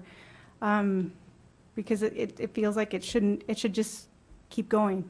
I mean, we're a beautiful city, and, you know, so I hope that we continue with what we have because it's good. Thank you very much. Debbie Mannion. Yeah, and I'd just like to compliment, Mr. Mayor, the last speaker. She's knows what she's talking about. She knows she's a Menifeean. The council's still arguing whether we're Menifeeans or Meniphites. So. That's a good one. Hello. My name's Debbie Mannion. I'm president of Lake Menifee Women's Club. I'll give you a little bit of history. I moved here in 91. My folks moved here in 89. My sister moved here in 87. We've been here since the very beginning. Valley-wide has done nothing but help us. We started the girls' softball program. My brother and I came out here. We had daughters the same age. They had no girls' softball program. Vince, Valley-wide, helped us start this girls' softball program. With the help of Valley-wide, we got this Independence Day celebration going. In case you don't know, the Independence Day celebration started on the Saturday before 4th of July, because that's what we could afford to do.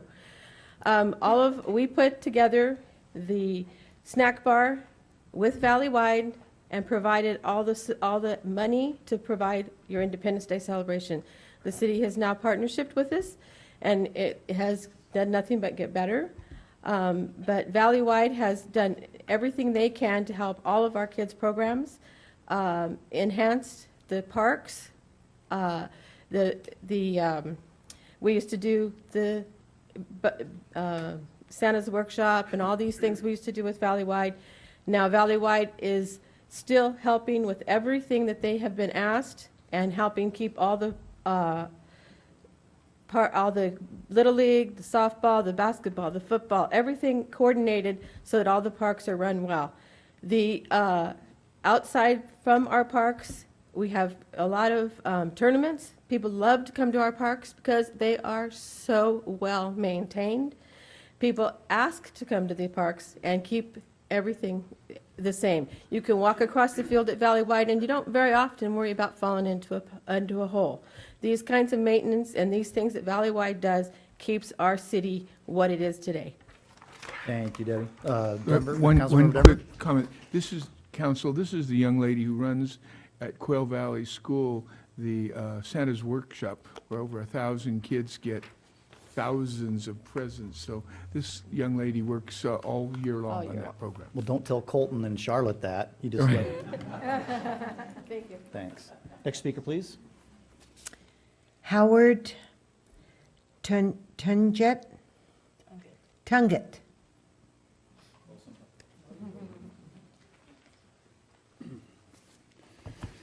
Hi, Council. Thanks. My name's Howard Tunget. I'd like to talk to you a little bit about, and I do have documents. I know one of your council members was asking about whether there was documents to support this or not, and I certainly do. I've been attending Valley-wide board meetings for over 20 years. I'm usually the only person there. Valley-wide does a lot of good things, but you need local control over your own stuff. You talked about transparency and accountability. There's a lot of times when Valley-wide does certain projects where they use our staff and our dollars to help out a group called Friends of Valley-wide. You all remember the city of Bell and Rizzo. Well, Valley-wide has its own Rizzo, and his name's Larry Miner. He's the president of the board. Anytime I hear that he's meeting with certain individuals or councils, I always raise suspicions. This is Mr. Miner. He does a lot of things there for his personal gain and at our tax dollars. He names facilities after himself and his daughter, pushes projects through to support his own softball teams. I wouldn't put a lot of weight behind Mr. Stone's letter to you either.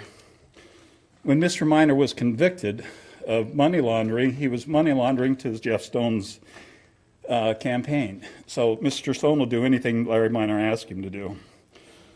Mr. Minor also asked his friends and families to break the law in this money laundering, and they did. You asked for accounting. This is a Valley-wide owned Model T that they use in parades. This is what it looked like originally. Mr. Minor took it to his personal shop, converted it into a hot rod without board approval, at our expense, at taxpayer expense. Oops, sorry. You asked for accountability and employees. Director Simpson's sons work there. Director Gorman's daughter has worked there. Former board member Jan Bissell works for the Winchester area out there. They have a single landscaper that does all their landscaping. He uses two different names, Adami Landscaping and French Valley. They pay him $250,000 on average every month. Never gone out to bid, unlike Mr. Wetter said. There are no prevailing wage certificates on file. His contract goes back to almost 2000. It's month to month, and it just rolls over. Did I mention he's Mr. Minor's personal landscaper? No, I didn't. Here's an example of Valleywide doesn't have enough staff to oversee. Every month he turns in, this landscaper turns in supplemental bills. Here's one for $144 for 4 bolts, 2 in a basketball rim, 2 in trash can lids. He also $9.75 in gas. Don't be fooled by Valleywide's pretty parks and pretty pictures. Mr. Tungett, That is your time. I've got one more. Again, I've gone to all their meetings, and you need to understand who you're dealing with, and you need local control, not Valleywide's. Thank you, sir. Next speaker, please. Casson Excuse Klein. me, a point of order. I have a question. Mr. Mayor, I think in the future, just as a thought, if we get people coming to the mic making such very serious and I think maybe outrageous allegations, they ought to be able to have the facts, and maybe that should be determined before they come to the mic. I really get disturbed when I hear things like that, but I don't know if there's any way you can control them. I don't like that kind of presentation. I think it's very unfair. I think it's very inappropriate, and there ought to be some evidence to support it. For all I know, that guy's in a lawsuit with Valleywood. It's also his constitutional right to make the statements. Mr. Denver? I'm just saying that we have plenty of people who come up and talk like that. You never say a word about them. Mr. Klein, you have the mic. Thank you, Mayor, City Council members. My name is Casson Klein. I'm here tonight representing the owner of Track Map 28206, Watt Communities. There is a 2.04 acre conservation area on that property that has been developed as per the agency permits, Army Corps of Engineer, California Department of Fish and Wildlife, and the county's Environmental Programs Department. Valley-wide entered into an assurance agreement signed by Valley-wide's council, the previous developer that Watt took the land back from through foreclosure, and county council and Environmental Programs Department. The mitigation area has been grown in. It's the end of the 5-year review period and is ready to be turned over to Valley-wide per the assurance agreement that they are the ones to maintain the property as per the permits. In addition to the assurance agreement, Valley-wide accepted in fee ownership of the property through dedication of on the final map. Now, when Watt contacted Valley-wide about turning this over, my client received correspondence from Valley-wide saying that they don't maintain mitigation areas. My client gave the correspondence back to Valley-wide. Subsequently, we had a meeting with Valley-wide. Myself and the senior project manager met with Mr. Wetter and Ms. Dominigoni, whereby they told us that they do not administer mitigation areas. We have information that Valley-wide, in fact, does administer at least 4 conservation mitigation areas within Menifee. The point why I bring this up to you is specifically, you touched on it, Mr. August, and I appreciate that. This doesn't deal with recreation, but it does deal with an important issue when it comes to development and your MS4 permit with regional water. It's very detailed. But that transparency and that point of contact with the city, because it is your MS4 permit, and because the developers do have building permits, occupancy permits with the city, it's very important that we have one place to go to. As it relates to considering Valley-wide on the west side, if in fact they do not administer mitigation areas, as you know, I represent Commerce Point, and as you'll recall, in December, you approved unanimously a development agreement with Commerce Point to be the conservation holder. If you'd like me to continue, you can ask me a question, Mr. Mayor. Please summarize quickly. Thank you. The city agreed to be the conservation holder on that conservation easement. Of course, the project will pay for it, but if Valley-wide is not prepared, for whatever reason, to administer that, where are we going to be at? So I just put this on the table for you folks to consider. It's totally separate from the Parks and Recreation issue. And I'm more than happy to meet with one or two of you, sit down with staff, give you the evidence and the documents, and go from there. Thank you for Are your you time. speaking in favor of Valley-wide being on the west side or not? I'm neutral, Mr. Denver. Well, then I only raised the question of, based on what Valley-wide represented to my client on the east side, if they are not if they do not administer conservation/mitigation areas, for whatever the reason, then that perhaps presents a problem, not perhaps, it does, presents a problem for a project that I represent on the west side, that we have a development agreement with the city, so we're together. All right, thank you, Mr. Klein. Thank you. Next speaker, please. Michael Mudd. He's saying that they don't have the expertise to do that conservation and mitigation area. I didn't hear you. Mayor, council members, as you can see, this is a pretty divided topic. I'm standing before you because honestly, I believe what's going on here is called empire building. Robert, I'm sorry, but that's what it is, because you know, why would you want to take on more unfunded liabilities for the city? It doesn't make any sense.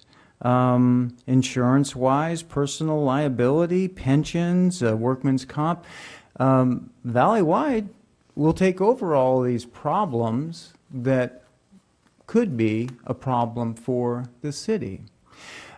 You all sitting behind the dais have a responsibility. It's called a fiduciary responsibility to the incorporation, otherwise known as the city. And I don't believe your numbers. I think they have been fudged. I think that you're trying to be competitive with a vendor that is more than capable of doing the job. And again, it's because you want to build an empire. This is what cities do in a lot of areas. And it's again, there's a responsibility here to the city coffers. I don't believe your numbers. I believe your numbers probably are higher than Valley-wide's numbers. I just don't believe them, not for a second. And I don't think it serves the community for you to take on more employees, take on more liability. I mean, have you even considered pension? The pension liabilities, I don't think that's really been cooked into the numbers that you've projected, and like I said, a lot of cities do this, Rob, and, there's really no reason to take over this. It's not helping the city by the city trying to take on this responsibility when we have a vendor that's had a long, long track record of doing a great job. Thank you. Thank you. Next speaker. Frank Gorman.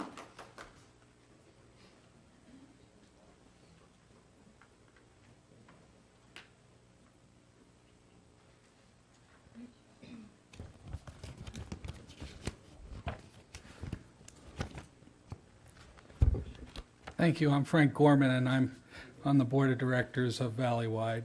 I wasn't going to talk today. I was just going to listen and let you guys make decisions here.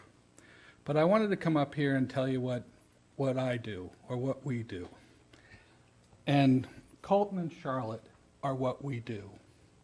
We take these children and we work with them and help them with their mentors from these programs. These programs that we have, that you have, I'm even taking it on right now. We have Lazy Creek is a wonderful. That's what Valleywide's about. We create these communities all over, and we are Menifee. I'm elected by the citizens of Menifee as well.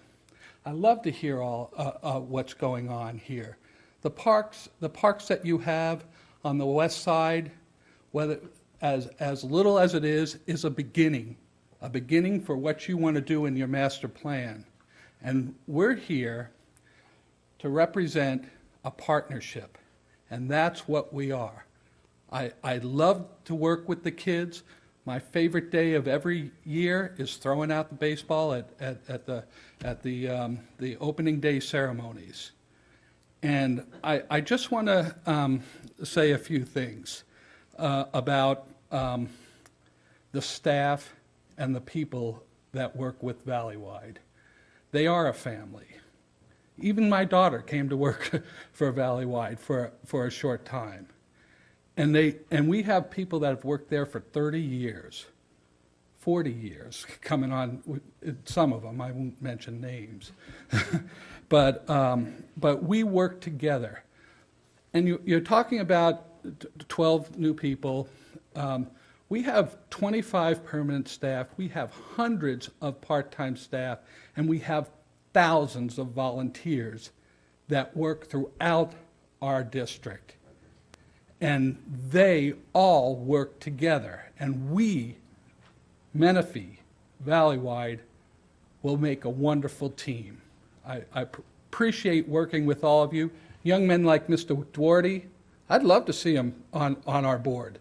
Let him run for our board in November. I'm up for election. Let him run against me. He seems like a real bright kid. Young man, I should say. So thank you very much for considering using our expertise to help our community of Menifee.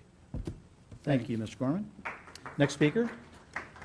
Jason Roth. Good evening. Thank you.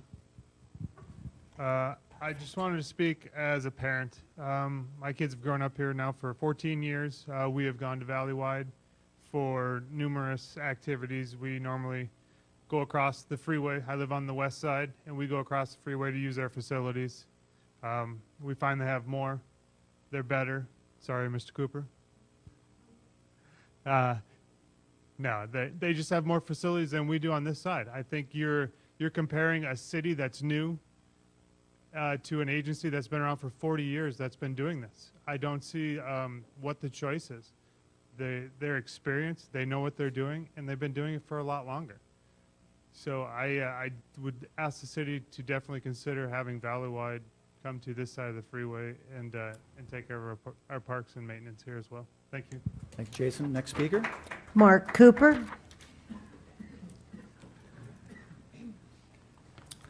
City Council, Mayor, and residents.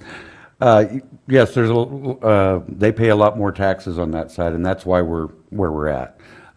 First of all, I want to say I'm a 26-year resident, volunteer at Lazy Creek. My daughter's 25 years old now. My son's almost 21. Volunteered back there in the early 90s when it first started out. Case and Acero Center also volunteered there. I just think it's great programs, and I think all of us need to look at each other and think, why did we become a city? To continue to contract out? We want local control. That's why we became a city. So we didn't have to drive to Riverside to look at the Board of Supervisors. Am I correct?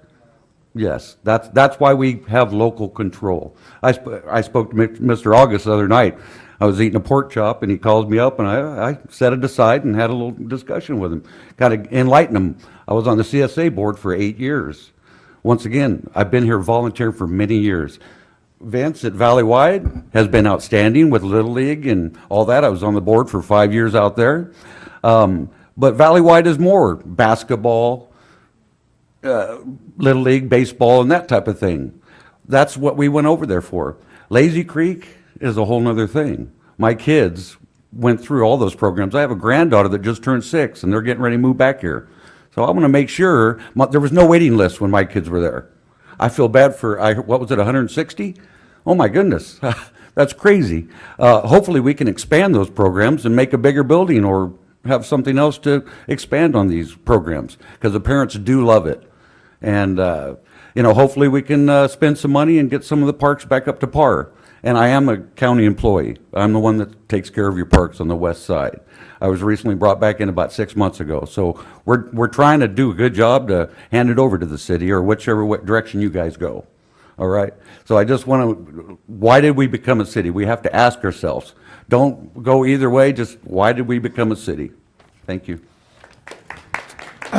Excuse me, yes, just a clarification. I was the first mayor of this city. I know why we became a city.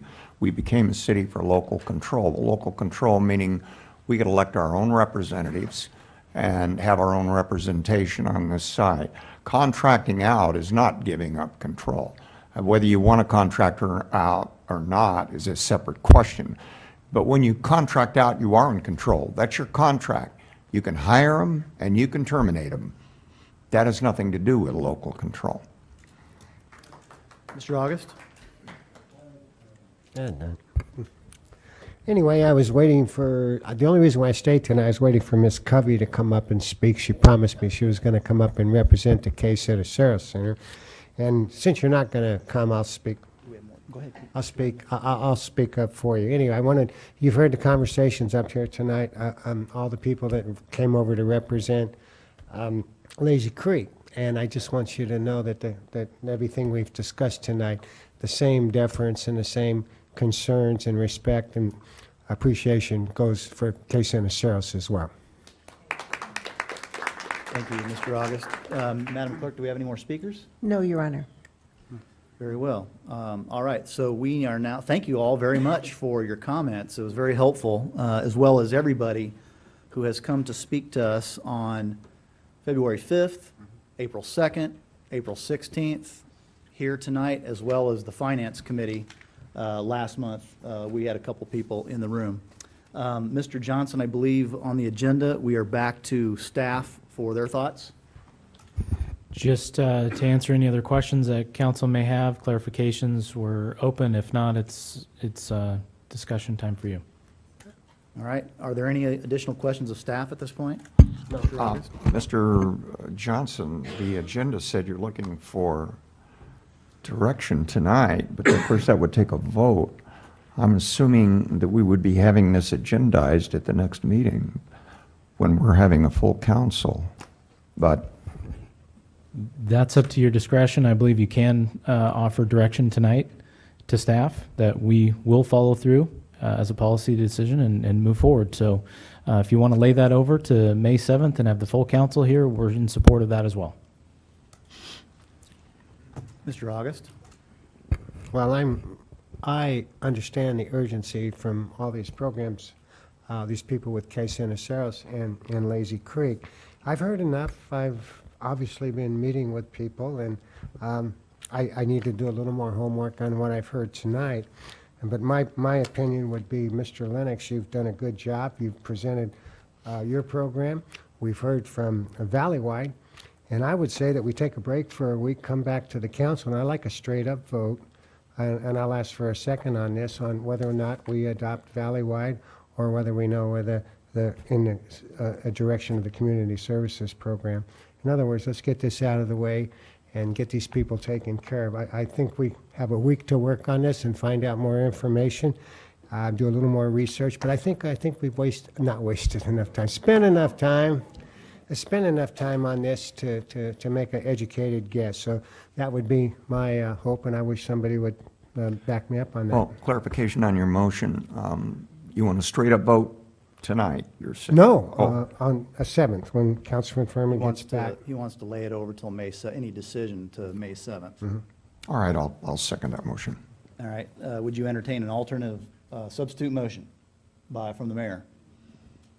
Whether this is tonight or May 7th, what I would like the council to consider, based upon everything that's been discussed, we've had 4 meetings over this. Looks like we're going to have one more on May 7th, maybe. The deputy mayor and I have, when you throw the finance committee meeting in, we've had another meeting. I would propose a blended delivery of community services under this area.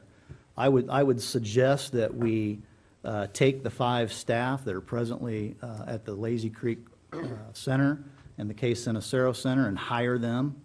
That would go along with the 3 that are already here. And then we contract with Valleywide Recreation and Park District for delivery of programs and landscaping and maintenance. And we do that for a fixed period of time.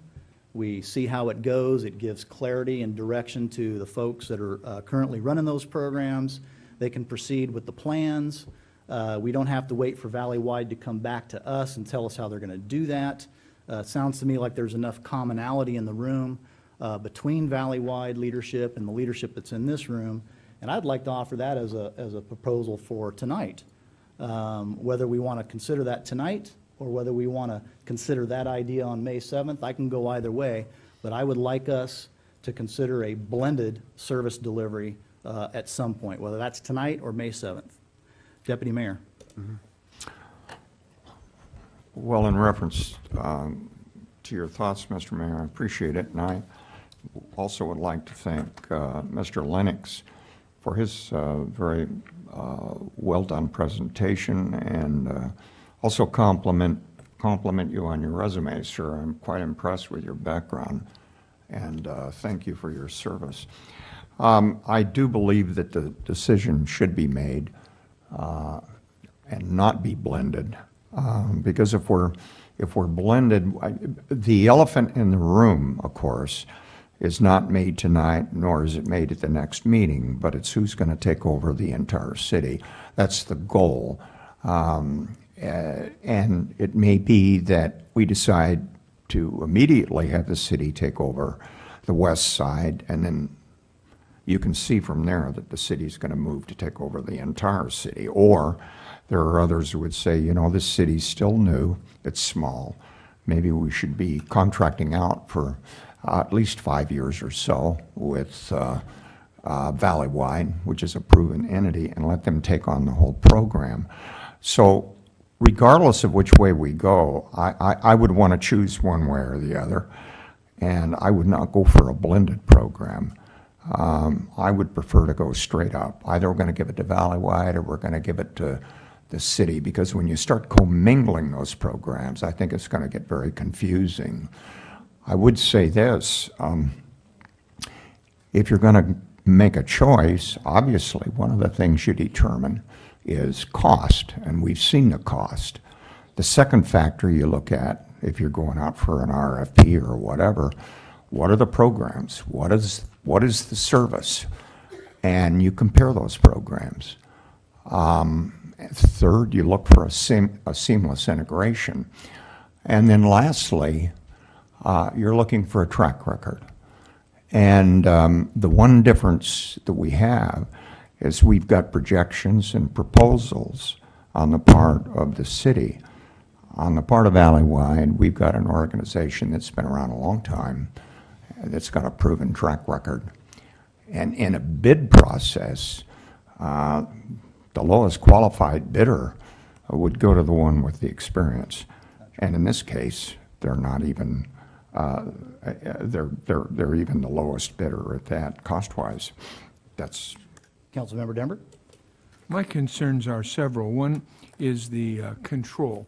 I would not want to vote for anything Valley-wide or any other organization where the city did not have control over the events and made sure we have control, unlike what we have across the way on the east side now. We would have control of our events.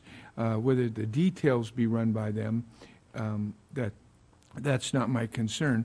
The second issue is that I'm very, very apprehensive because of the people who talked today, particularly about Case Sinacero Center and Lazy Creek. I think we ought to keep those under our control for the very reasons that, except for the opposite of what you said, it's for what you said. And that is, we need to keep those things going forward. We should be hiring this afternoon the people at those centers, and we run that. There is no relationship directly to Parks and Recreation, Valley-wide, and those two buildings. Case Sinaceros is going to end up being a senior center, mostly, and a city building. I think we need to keep it under our control.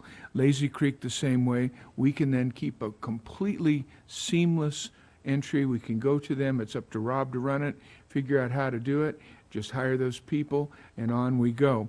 And then the last thing is that I agree 100%. I think the dollars who's cheapest ought to be definitely considered. However, I think this meeting today, in terms of the dollars, was miserable. I thought this was presented very well, and that nobody sat down and said to them both, put them on the same piece of paper. I'd like to see at the next meeting the same piece of paper with both the numbers on them. This was, no, you guys were all figuring things left and right, and you were saying one thing, and she was saying another, and I'd like to see them on one piece of paper. How in the world can we as managers giving direction based on those three numbers as compared to 3,000 numbers that were presented here? Those are my thoughts. Mr. August? A couple of points, and I'm going to say something a little bit controversial here, so don't take it wrong.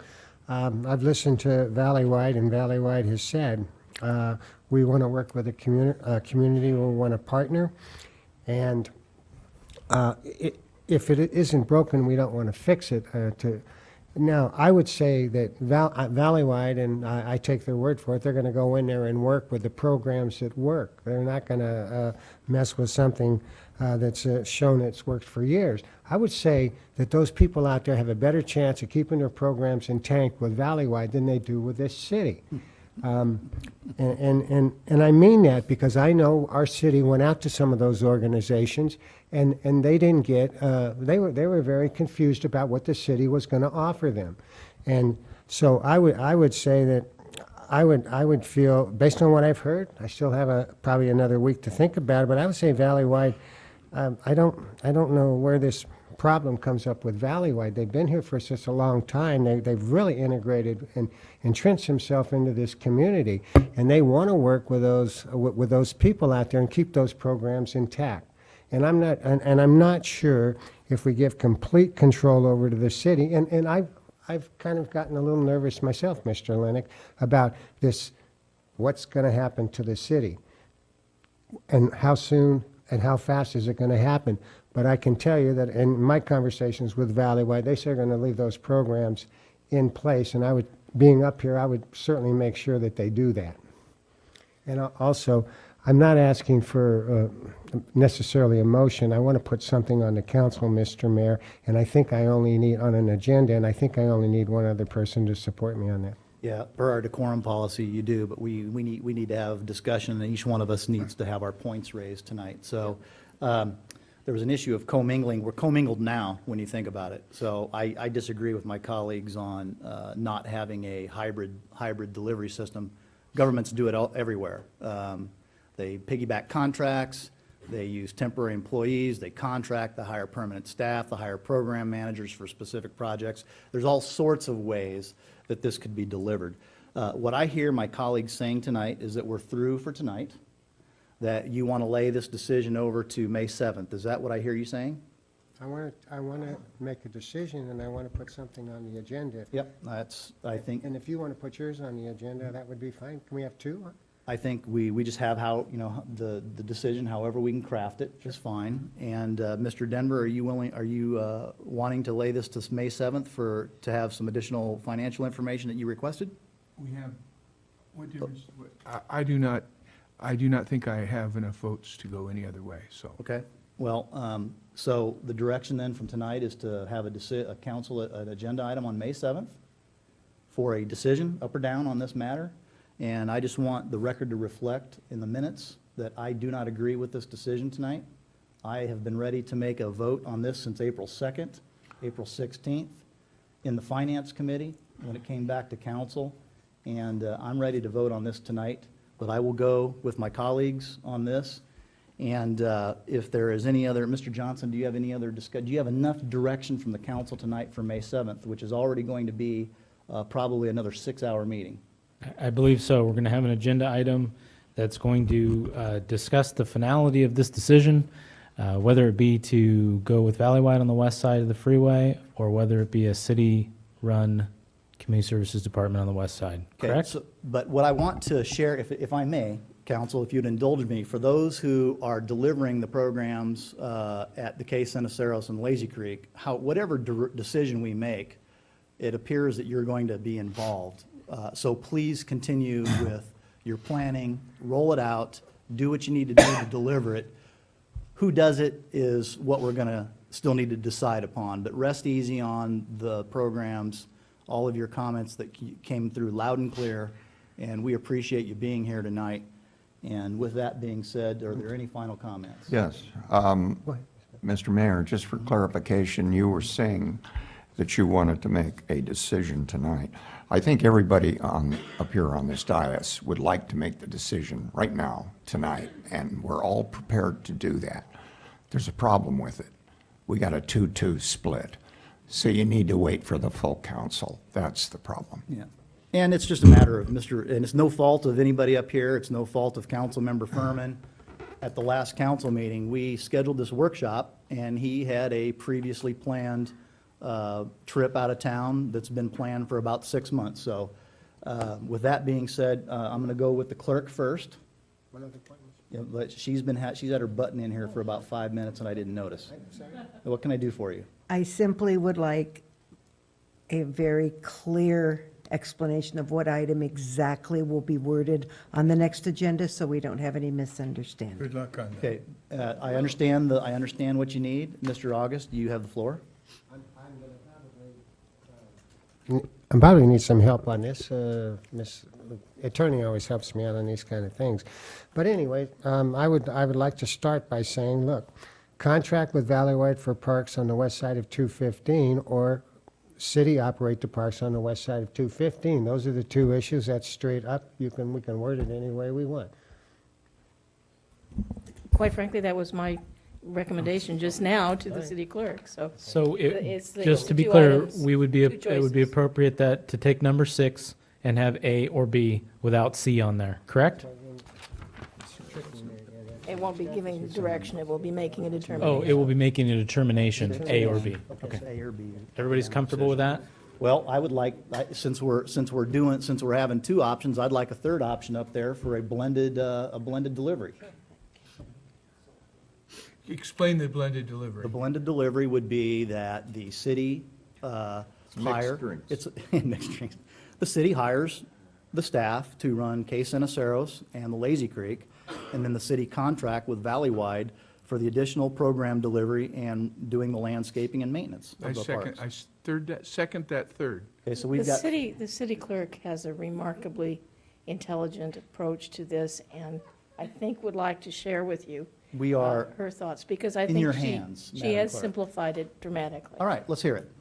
For the purpose of an agenda item to be able to use the Brown Act, follow it, and yet not hand tie you, may I simply make an agenda item that states that we're asking you for a decision of the delivery of services and programming on the parks on the west side, and that can take whatever form of motion you give. You're taking the easy Without- way out. That's fine. I think that'll work. That'll work. I'll second I that. hope Would you- it's the okay. logical way. Is that okay for you as the maker of the motion? Yeah? Or is that okay with you as the seconder of the motion? I second the city clerk's motion. Has clarity been achieved?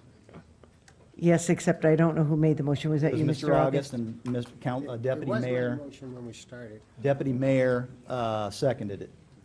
Yes, sir, that provides the clarity I need. Do we have any other matters to discuss? We're adjourned.